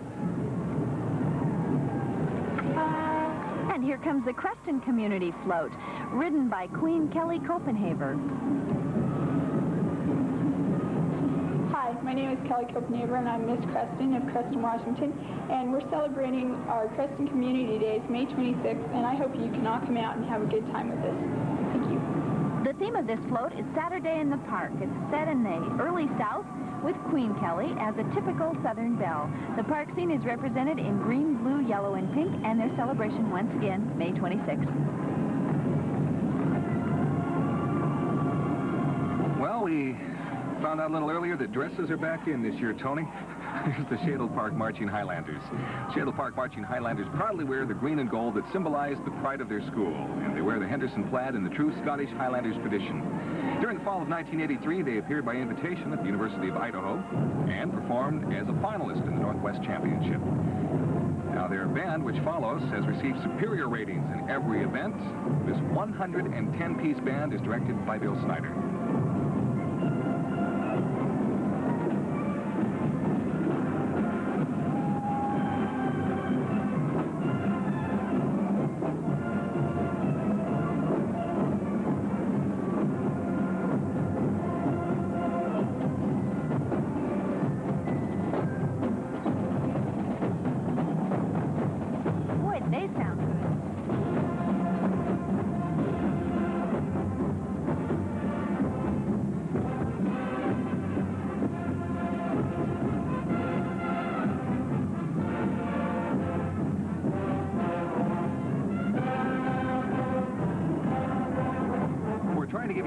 To listen to some of the bands tonight, so we hope you're enjoying that opportunity in the 45th Annual Lilac Festival Armed Forces Torchlight Parade.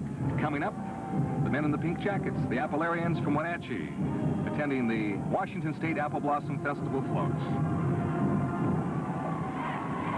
And riding proudly, Queen Marlene Mardian tonight. Hello, I'm Marlene Mardian of the Washington State Apple Blossom Festival in Wenatchee, Washington. If you're in the vicinity this summer, we'd like you to come and join us in Wenatchee. Thank you.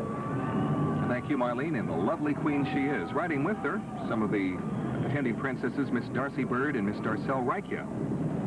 That beautiful float is graced in red and gold, bearing the theme, Festival Memories.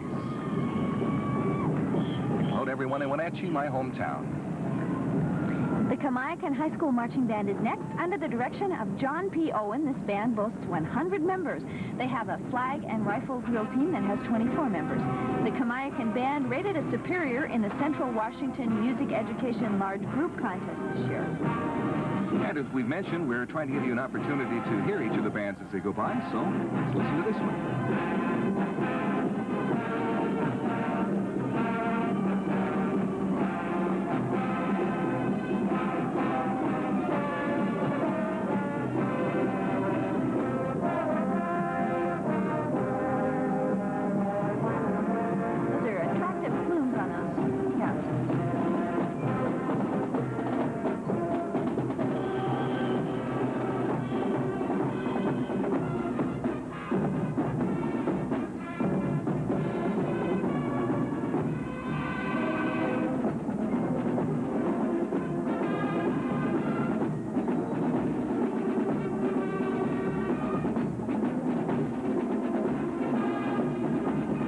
Enjoying our coverage of the 45th Annual Lilac Festival Parade here in downtown Spokane. If you're just joining our coverage tonight, we had a considerable amount of rain just about the time the parade was starting tonight. It doesn't seem to be quite so bad now, and it certainly isn't affecting the people marching through the parade. We've seen nothing but smiles tonight. And the rain has stopped, Toni. We're stationed here at First and Howard, probably about halfway through the parade route, I should think. The parade route is 1.7 miles long this year. Considerable distance for these bands to march, playing all the way. A good turnout for the parade tonight. Maybe not as many spectators as usual, but there are a great many units in the band this year, close to 200.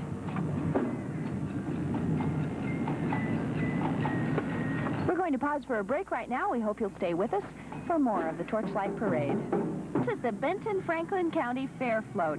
Features 5 colorful hot air balloons floating over local farmland and towns. The balloons in bright colors of red, yellow, orange, blue, and green are turning, and riding in the balloons are the Care Bears.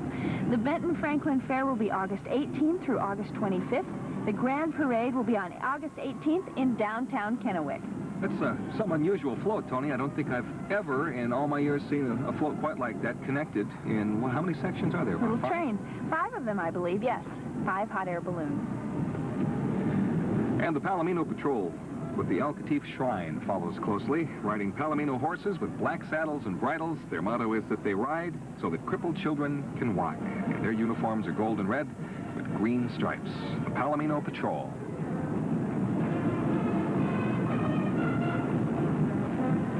Those are attractive horses, too. I wonder how they names got on so those horses. many Palominos. Is a Palomino a rare horse, Toni? Well, no, but you don't see them all that often, I guess.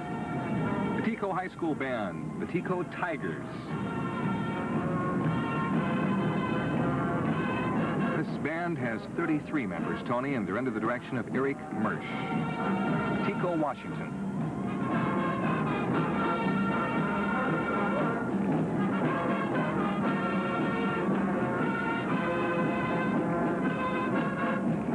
Quite a feather in that young lady's hat. What is that, an ostrich feather? A plume, yeah, I bet it is an ostrich plume.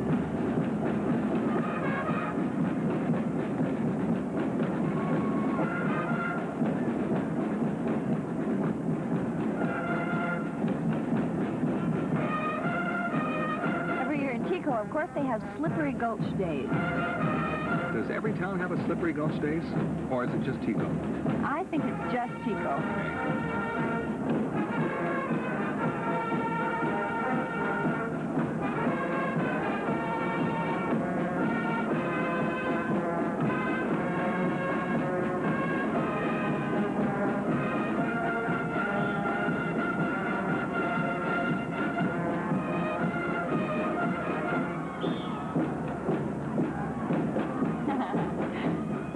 Faces peeking out from under their umbrella. And we're glad to see them, too.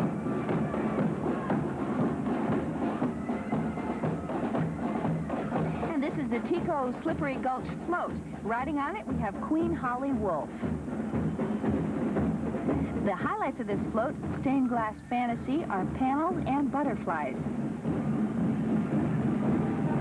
Hello, my name is Holly Wolf, and I represent Tico as their queen.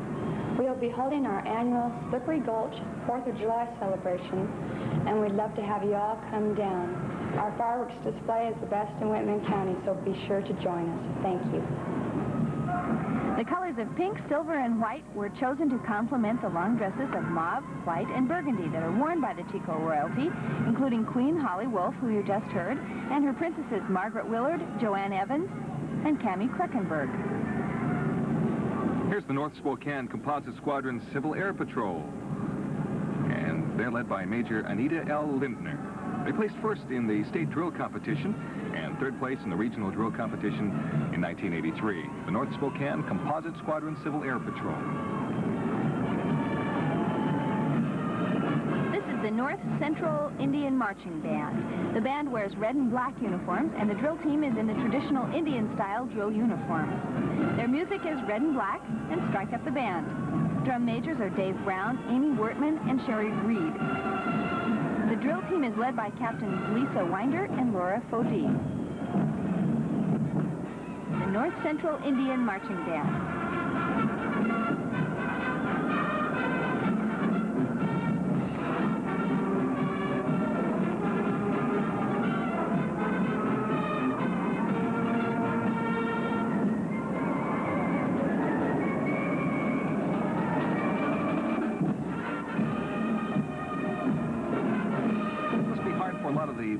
People performing in the parade, Toni, when they can hear the rest of the bands already performing down the parade route and they're still waiting in the staging area. I'm sure the excitement just builds and builds.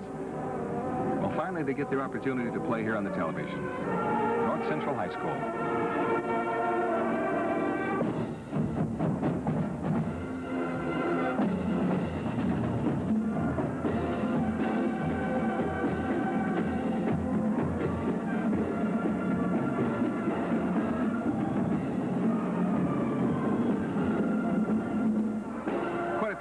Toni, I can remember living out in the valley and being able to hear the music of the Torchlight Parade carrying clear out, well out past Millwood. So this music tonight, of course, you folks at home are probably hearing the same thing if you're watching at home, and we hope you are. 45th Annual Lilac Festival Armed Forces Torchlight Parade live from downtown Spokane.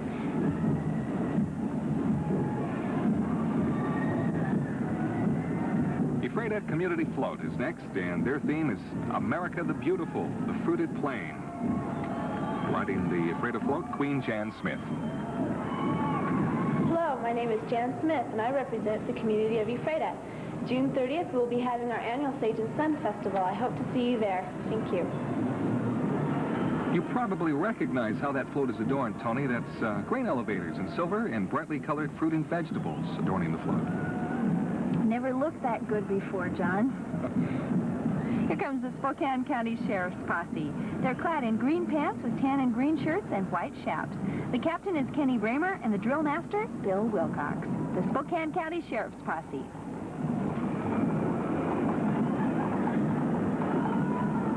I mentioned earlier we must have every musician in Eastern Washington here tonight. I think we have every horse in the vicinity also. Central Valley High School marches in next. Their marching band is directed by Mel Clayton.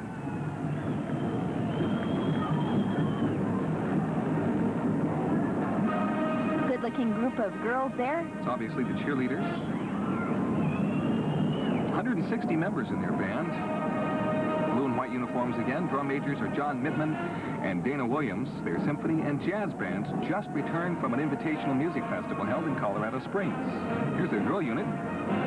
The band was featured in a group of 30 of the best bands from throughout the United States. Quite an honor for Central Valley High School.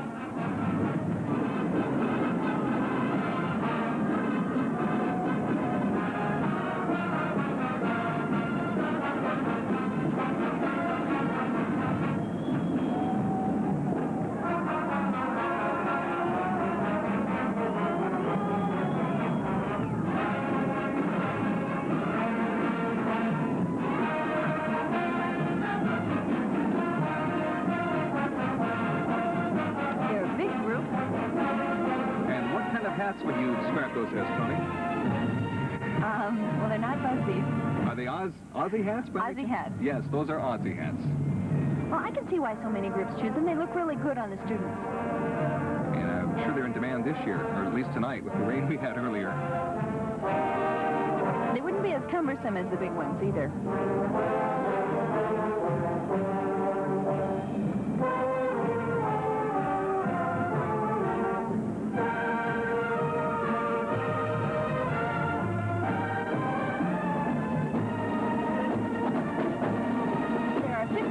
Bands in tonight's parade.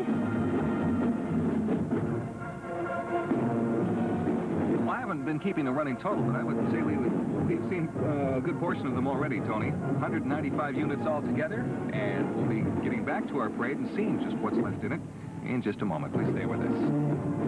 Welcome back to the 45th Annual Lilac Festival Armed Forces Torchlight Parade. I'm Toni Bogan. And I'm John Christopher Cowsky, and there is a clown riding a float. That's the Baha'i Faith Float. Happiness is the theme of this float. It's sponsored by the Baha'is of Spokane and the Baha'i Public Affairs Office of Central Washington. It's a merry-go-round in the center, and handcrafted figures with many moving parts portray to young and old alike the characteristics. Here's the winners of the annual muscular dystrophy bed race that was held this morning, and over 25 beds participated in that, and you can see the red S, the Safeway team there. There's the Jensen Bird team, and their trophy, which they're very proud of. Oh, boy, look at that one. They're number one. And they want everybody to know. KHQ-FM participated in the race this morning, and what a crew they made, I'm sure. I didn't see them holding any trophies. Did you, Toni? That bed race is tricky. I participated in it one year, and it's not easy.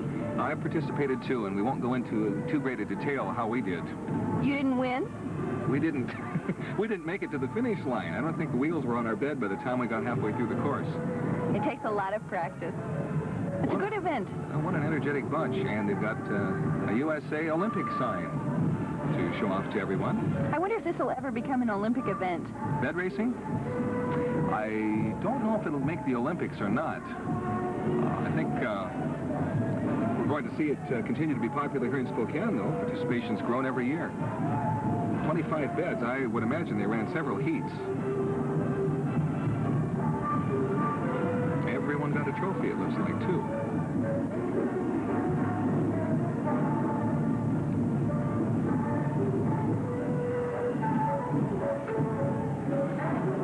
man, a young man who came prepared for no matter what the weather would be tonight. Oh, what a friendly face. What is that strange thing looking at me? He's asking his mother. As you can see, there are quite a few folks that have turned out tonight to watch the parade in person here in downtown Spokane. Some of them quite young. St. John High School and the Eagle Marching Band performs next.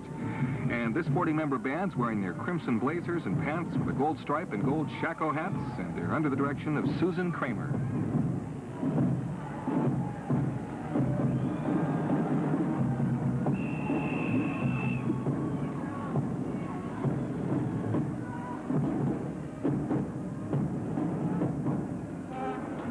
St. John usually has a pretty good basketball team, too, John.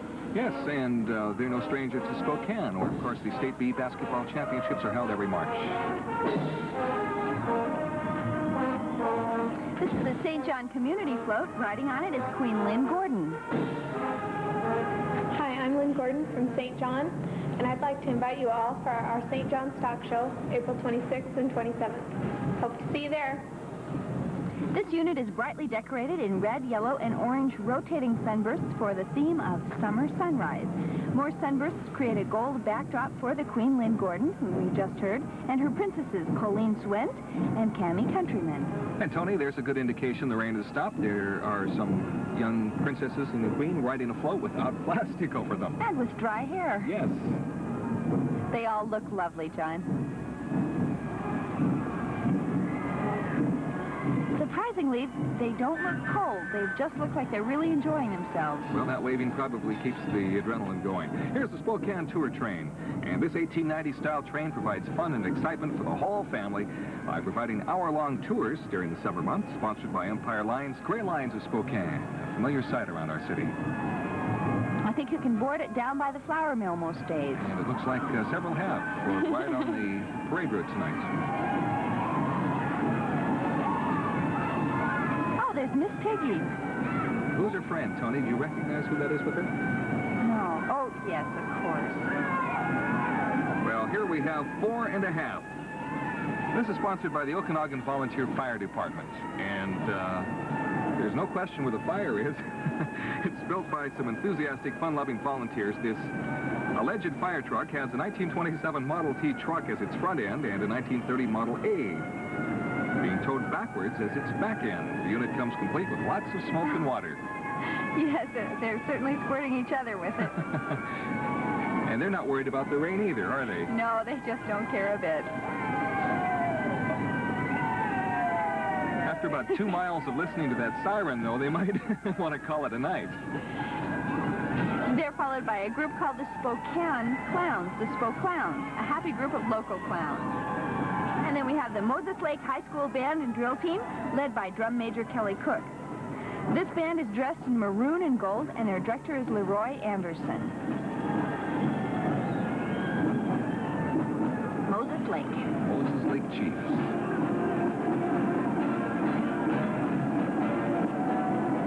Of course, a lot of the participants in the parade are high school age, high school students, and a lot of them seniors getting very close to being through for the year. So this is probably their last big event they're attending together in their senior year, and I'm sure it's a big event they'll remember for a long time. Not many days of school left. A couple weeks for most of these kids. Again, our 45th annual Lilac Festival Armed Forces Torchlight Parade, the first one in history to be rained on. Toni, I'd say it was to our benefit tonight because of the reflections of the rainwater. We have had a beautiful parade tonight.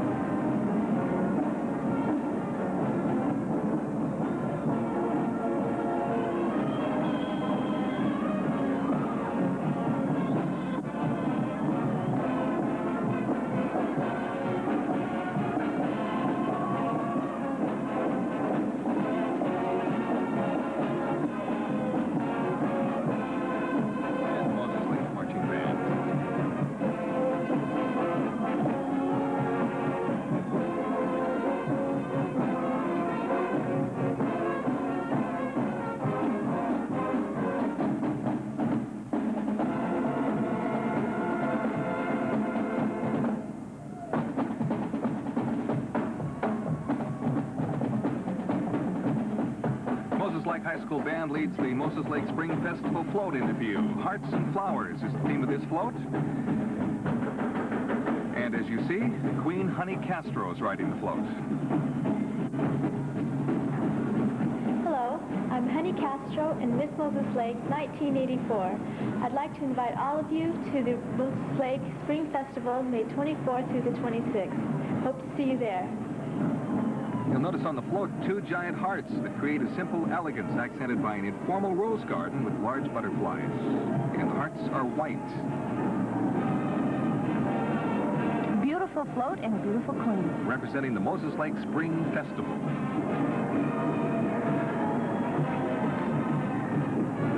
We're going to pause for a break right now. We hope you'll stay with us. Welcome back to our coverage of the 45th Annual Lilac Festival Armed Forces Torchlight Parade.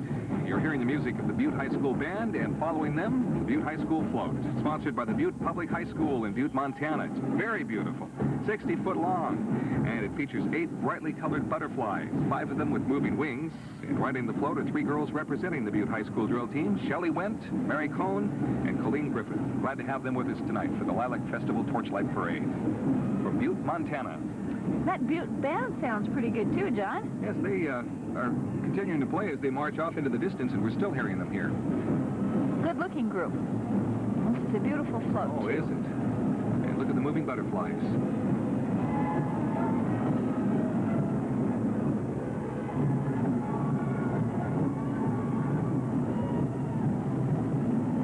This is the Ponderay County Rodeo Association. This unit features 20 riders ranging in age from 16 to 70 years old.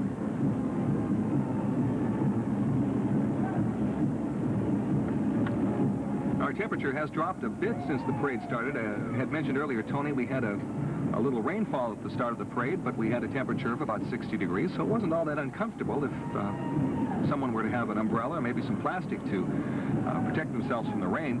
But now I'm seeing the horse's breath. I wonder if it's dropped quite a bit in temperature. If we're down a few degrees since the parade started. I imagine we are. We're down some.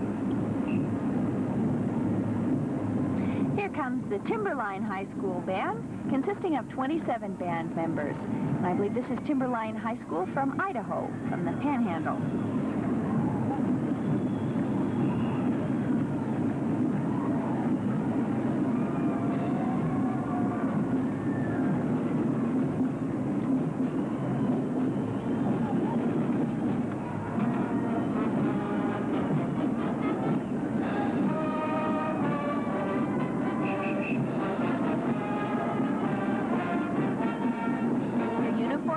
Black and white trimmed in gold.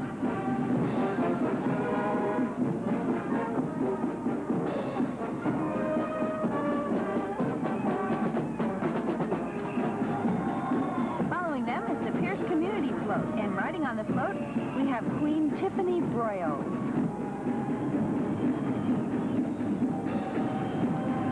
I'm Tiffany Broyles, the Queen of Pierce 1860 Days. This summer, we will be celebrating the first discovery of gold in Idaho. I hope you can join us the first weekend in August for our celebration. Pierce, Idaho chose an appropriate theme, Friends Across the Border. Happened to be appropriate this year for the Lilac Parade. In various shades of pink with green and silver trees, the float is festooned with apple blossoms, swans, and flamingos. I guess you're not talking about the Washington-Idaho border, you're talking about the Canadian border. Yes. Salute to Canada, of course, is our theme this year for our parade. And we're very glad to have you watching on Q6 television in Spokane and Channel 25 in Southwest Washington. The Pierce royalty on the float, you saw Queen Tiffany Broyles. There's also Princesses Janet Brown and Susie Leonard. And following up, the Autumn Leaf Festival float. And of course, that's from Leavenworth. Leavenworth Fantasy, represented by the colors of the seasons. Tony, there's nothing like fall time, October time in Tumwater Canyon, just west of Leavenworth. Yellow, green, orange, and white, the colors on this float, ridden by Queen Kim Motes. Hi, I'm Leavenworth's Junior Miss Kim Motes, and I would like to personally invite you to our Autumn Leaf Festival, which is held September 6th and 7th. We have a large parade and lots of good food. I hope to see you there. And live music accompanied with that float by Herb Marx. Floats escorted by the Royal Bavarians, led by Russell Lee Hensler. And at the front of the float, they were charmed by frolicking squirrels scampering around autumn flowers. How about that? Love those animated floats. And I see a Canadian flag right alongside the American Stars and Stripes. Those people really know how to put together a float and the festival as well. And then there is nothing like, of course, the Christmas lighting ceremony they have in December on 2 weekends. They get, oh gosh, thousands and thousands of people, a lot of them from the Seattle area, come over on a special train just to watch the Christmas lighting ceremony in Leavenworth, the Bavarian Village in the Cascades. It certainly does put you in the Christmas spirit to be there.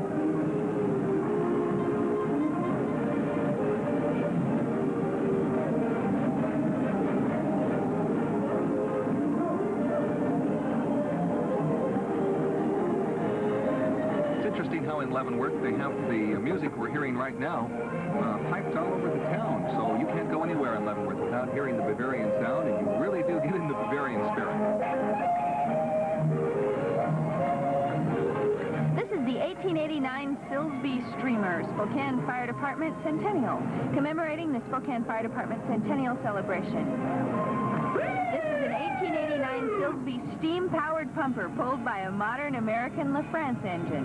The antique pumper was used by the Spokane Fire Department in the late 1890s and in the early 1900s. Isn't that something? They've saved that over all these years. It's amazing. They've got a Dalmatian on theirs, too. And a couple of lucky firemen. Boy, it looks like it would be hard work to put out a fire with that, John. What year was that? 1890s. 1889. Didn't we have a big fire in Spokane that year, Toni? I think so. Maybe it doesn't work too well after all. The Cheney High School Black Hawk Marching Band performs next. They're wearing their black and red Black Hawk colors, and this band consists of 70 band members. And performing just in front of the band, you see their 32 drill team members from Cheney High School.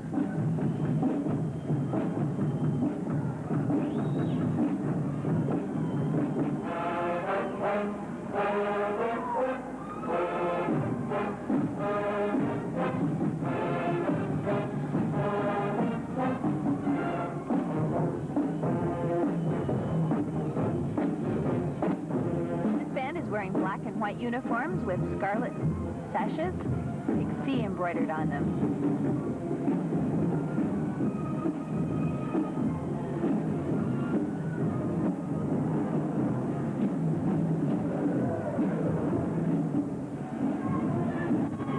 This is the Cheney Community Float. Riding on it is Queen Carrie Owen. Hi, my name is Carrie Owen, and I'm the junior miss from Cheney, Washington. Cheney is the home of Eastern Washington University. The Cheney Float Association chooses the timely theme of the Los Angeles Olympics for its entry this year. Flags of the nation bank the stairway leading to the Olympic flame and the gold, silver, and bronze medals. Rotating on the float is Sam, the Olympic Eagle, the mascot of this year's summer games. Music pertaining to athletic competition, well, they've got Chariots of Fire, the theme from Rocky, and the Olympic hymns. We're going to pause for a break. We hope you'll stay tuned. You're with us for the 45th Annual Lilac Festival Armed Forces Torchlight Parade live from downtown Spokane, and we're back to the parade with the Lynn Bulldog Marching Band, marching to an arrangement of Saturday in the Park throughout the parade route tonight, wearing black military-style uniforms with white pinstriping and orange overlays. This is the Lynn Float Association float, and on it is Queen Dawn Watson. Hi, I'm Don Watson, and I'm Miss Lynn. I'd like to invite you to our parade and rodeo on June 9th and 10th. Sharing the classics is this year's theme for the Lynn Float. On a Kelly Green base, features Gone with the Wind and Tom Sawyer books. Large replicas of leather-bound open books are used, and characters from the books are brought to life. You see the White Mansion, Tara, and Tom Sawyer and Huck Finn are painting the fence. Here's the 1921 LaFrance hook and ladder. We've seen lots of fire engines in our parade tonight, Toni, and my standing joke when I see an old vehicle like this is it's almost paid for.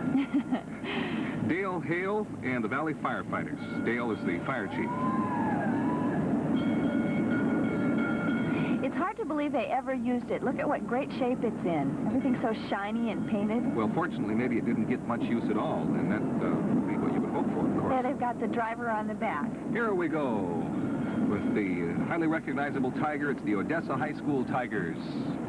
And their marching band. Odessa about 73 miles west of Spokane. Tigers are wearing dramatic corps style orange and black uniforms tonight. Talking about their band. Nothing beats a good solid American march, and those Tigers are proud to continue this tradition. There's that nose warmer. Drum Major Kevin Kramer leads the band. The Tigers just recently took first place for the Class B schools in the 1984 Wenatchee Apple Blossom Festival Parade. The Odessa High School Tigers Marching Band. Boy, they have straight lines, John. Those kids know how to march.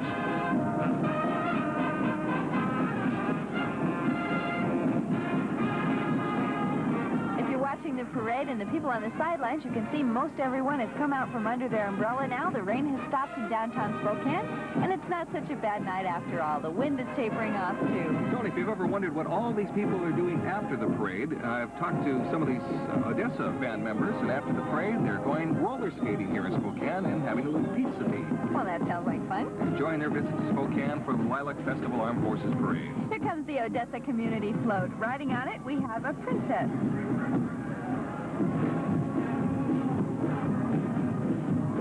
Country Ways is the theme of the Odessa float.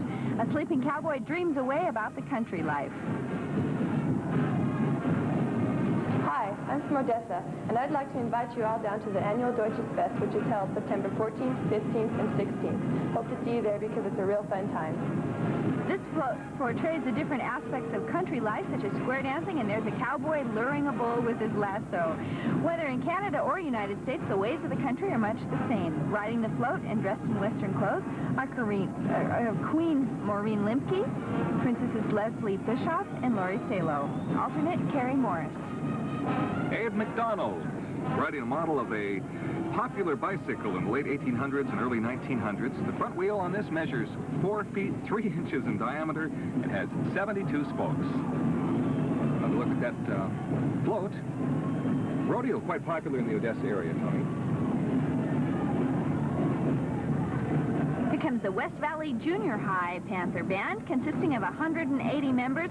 This band from Yakima is dressed in gold and white. They're led by drum majors Pat McGlenn and Kristen Renault. Their director is Jim Fannin, and their flag team advisor, Shirley Brown. The West Valley Junior High Panther Band from Yakima.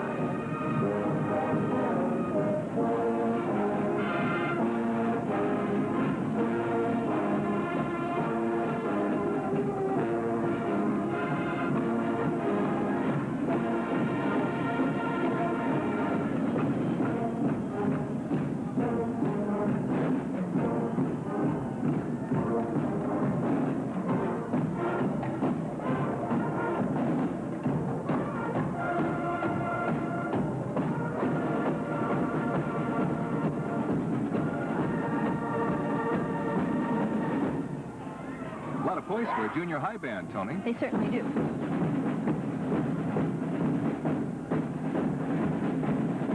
Their gold uniforms look good, too, John. They've all got panthers.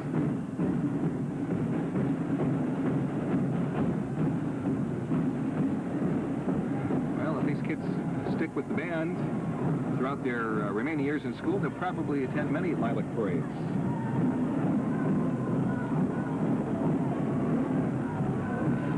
The band, we have the Yakima Sunfair float. Riding on it, Queen Rhonda Hine.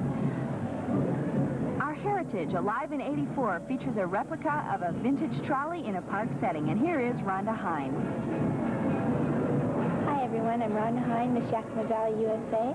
I'd like to invite all of you guys to the Sunfair Festival, and that's in September. And I'd like to thank Spokane for letting me come to their Lilac Festival. The trolley's done in red and white, closely resembles the trolleys that Yakima now use for their special tours. Familiar sounds of the El Katif Shrine Calliope. Always popular, the El Katif Shrine Calliope is manned by Norman Anderson, Al Allen, Robert Cole, Robert Katz, Edwin Miller, and Harry Michael. Tom Hemmich is the musician. The Sunnyside High School Marching Band and the Grizzlyettes. This 80-piece marching band is led by drum majors Steve Bose and Darlene Anderson. They're under the direction of Jim Slater. The band is wearing brand new uniforms tonight. Sunnyside High School Marching Band.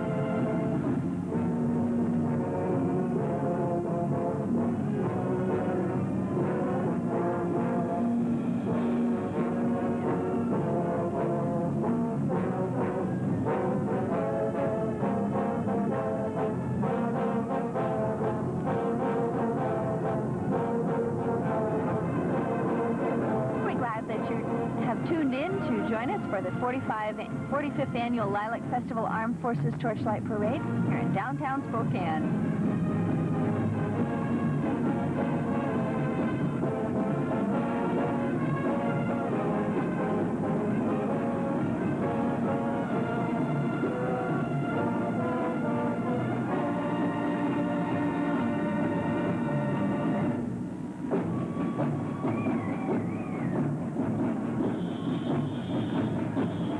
These folks are about halfway through the parade route, Tony.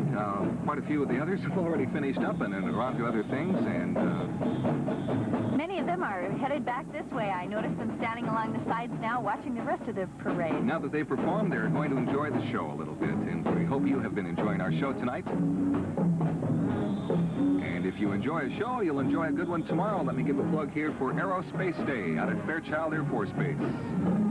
Tomorrow, and the gates open at 10. They will not open before 10, so don't try and get in a little early on that. Go out there at 10 o'clock or later. The show will continue till after 4:30, and the show does conclude with the Snowbirds Precision Canadian Flying Team. And what a show they put on. They have open house all day out there, huh? Yes, they do, and we might mention the military dogs will be performing, and they put on quite a show, too. Now, those are quite a show in themselves, all during the day. Quite a few things to see tomorrow at Fairchild.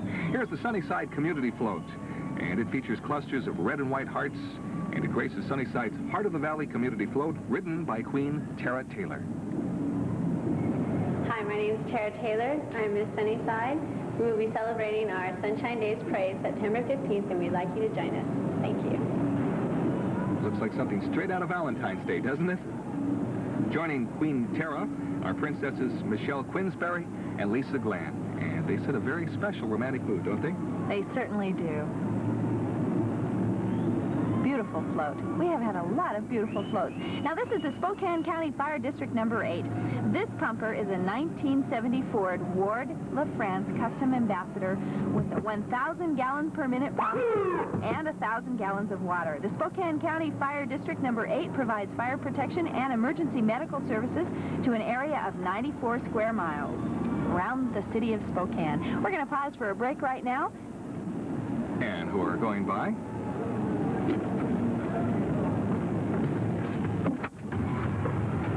Welcome back to the parade route, and as you can see, we pretty much reached the end of our parade tonight, Tony. But what a parade it was. The rain didn't stop the excitement and the fun and all the participation that we've had. It's really been some parade.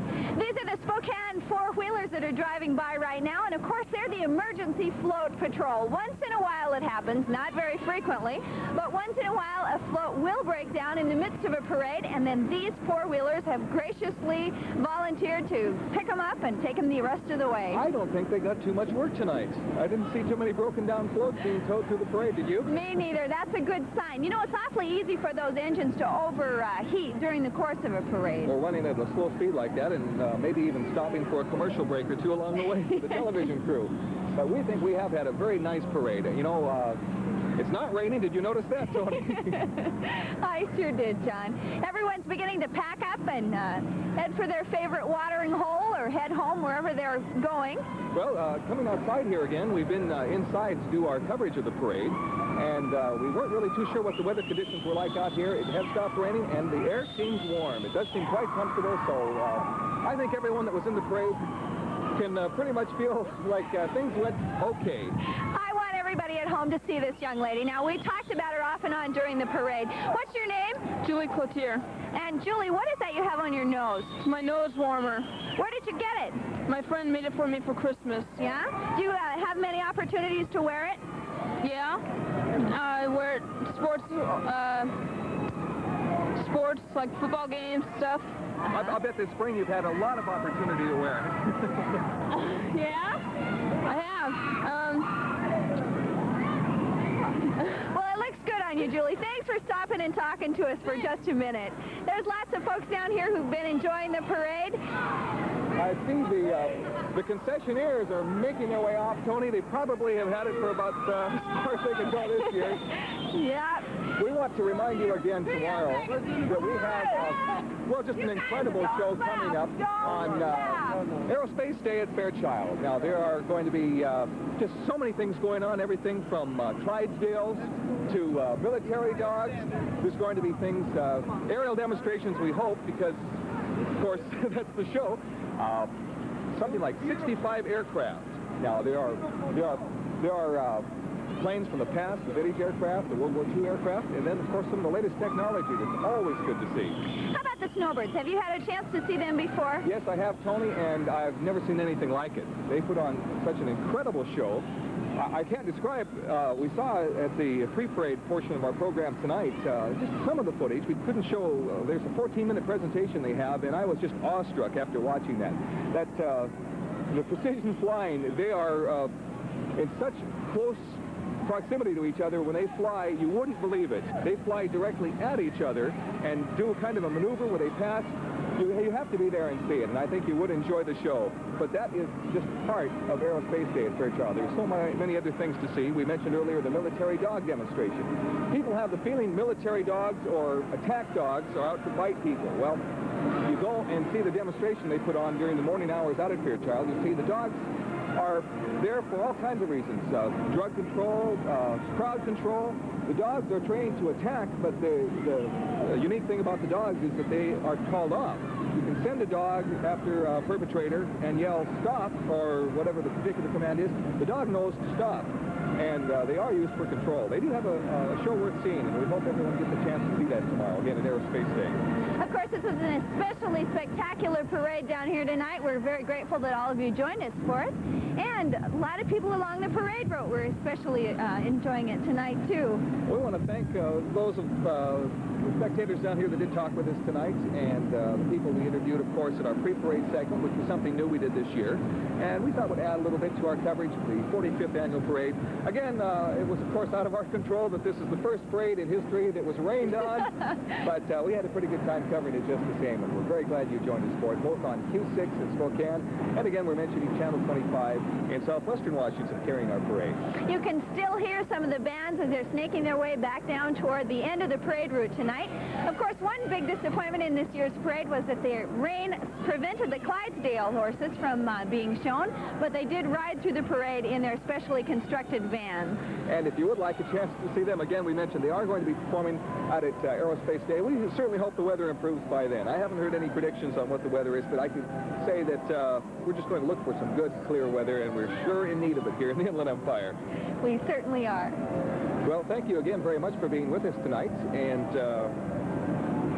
what else can we say about the parade of 1984, Toni? It'll be one that was remembered as a wet parade.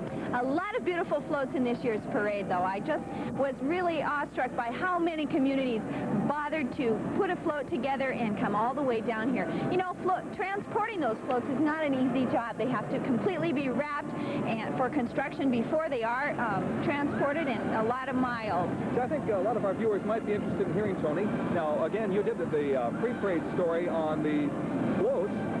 Did you find out at all what happens to the floats afterwards? Are they just torn apart and left somewhere? Are they stored? What happens to a float after it is used in a parade such as this one? As a matter of fact, John, what they do with these floats is they do disassemble them somewhat. They take most of the pedal paper off of the float, and then they just sort of store them in their trailer form, and the car remains underneath. Then some of the floats are reassembled in different compartments. It's almost like a little train. They assemble them all together, and they keep them.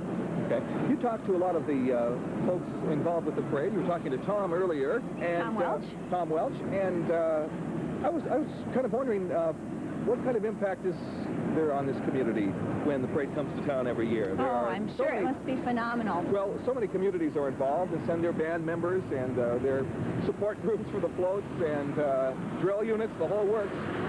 Any idea at all? These things probably have to be booked up all in advance as far as you know, any kind of arrangements. There's a lot of scheduling involved. We know that. There's quite an organization. The Lilac organization does a very good job of putting on the parade, that's for sure. I'm sure that next week they'll start working on next year's parade. Maybe even tomorrow, huh? Surely they get one day off, John. Yeah, maybe they all go out to Aerospace Day. I hope so. We've had a very close tie-in all through the years, of course, with the Air Force here in the Spokane area. And you were mentioning earlier that they used to have two separate parades, but now they've combined them. I don't know to how great detail I want to go into that, Tony. In the mid-'70s, I had to march in the parade, usually carrying a sign or wearing a dumb costume or something. How come? Well, I was involved in a radio station that was very competitive at the time, and we were considered part of the parade. If I recall, we usually were in the pre-parade, and that meant we were the ones that everybody blessed with their squirt guns and threw things at before the actual parade started. We did that for a few years, and we thought, well, that's about enough of that. That's back before the parades were separate. Of course, there was the Torchlight Parade, and if I believe, it was on Thursday night, and the daytime parade, the Armed Forces Day Parade, was on Saturday during the daytime. Now, it's one big parade, and a very good one. That sounds like a real character-building experience, John. Well, have you noticed any character build on my part? Sure have. Well, we'd like to thank you once again for joining us from downtown Spokane. It's been a very enjoyable evening for us. Thanks again for watching the 45th Annual Parade. Yes, thank you again very much, and we'll see you next year. Good night. Good night.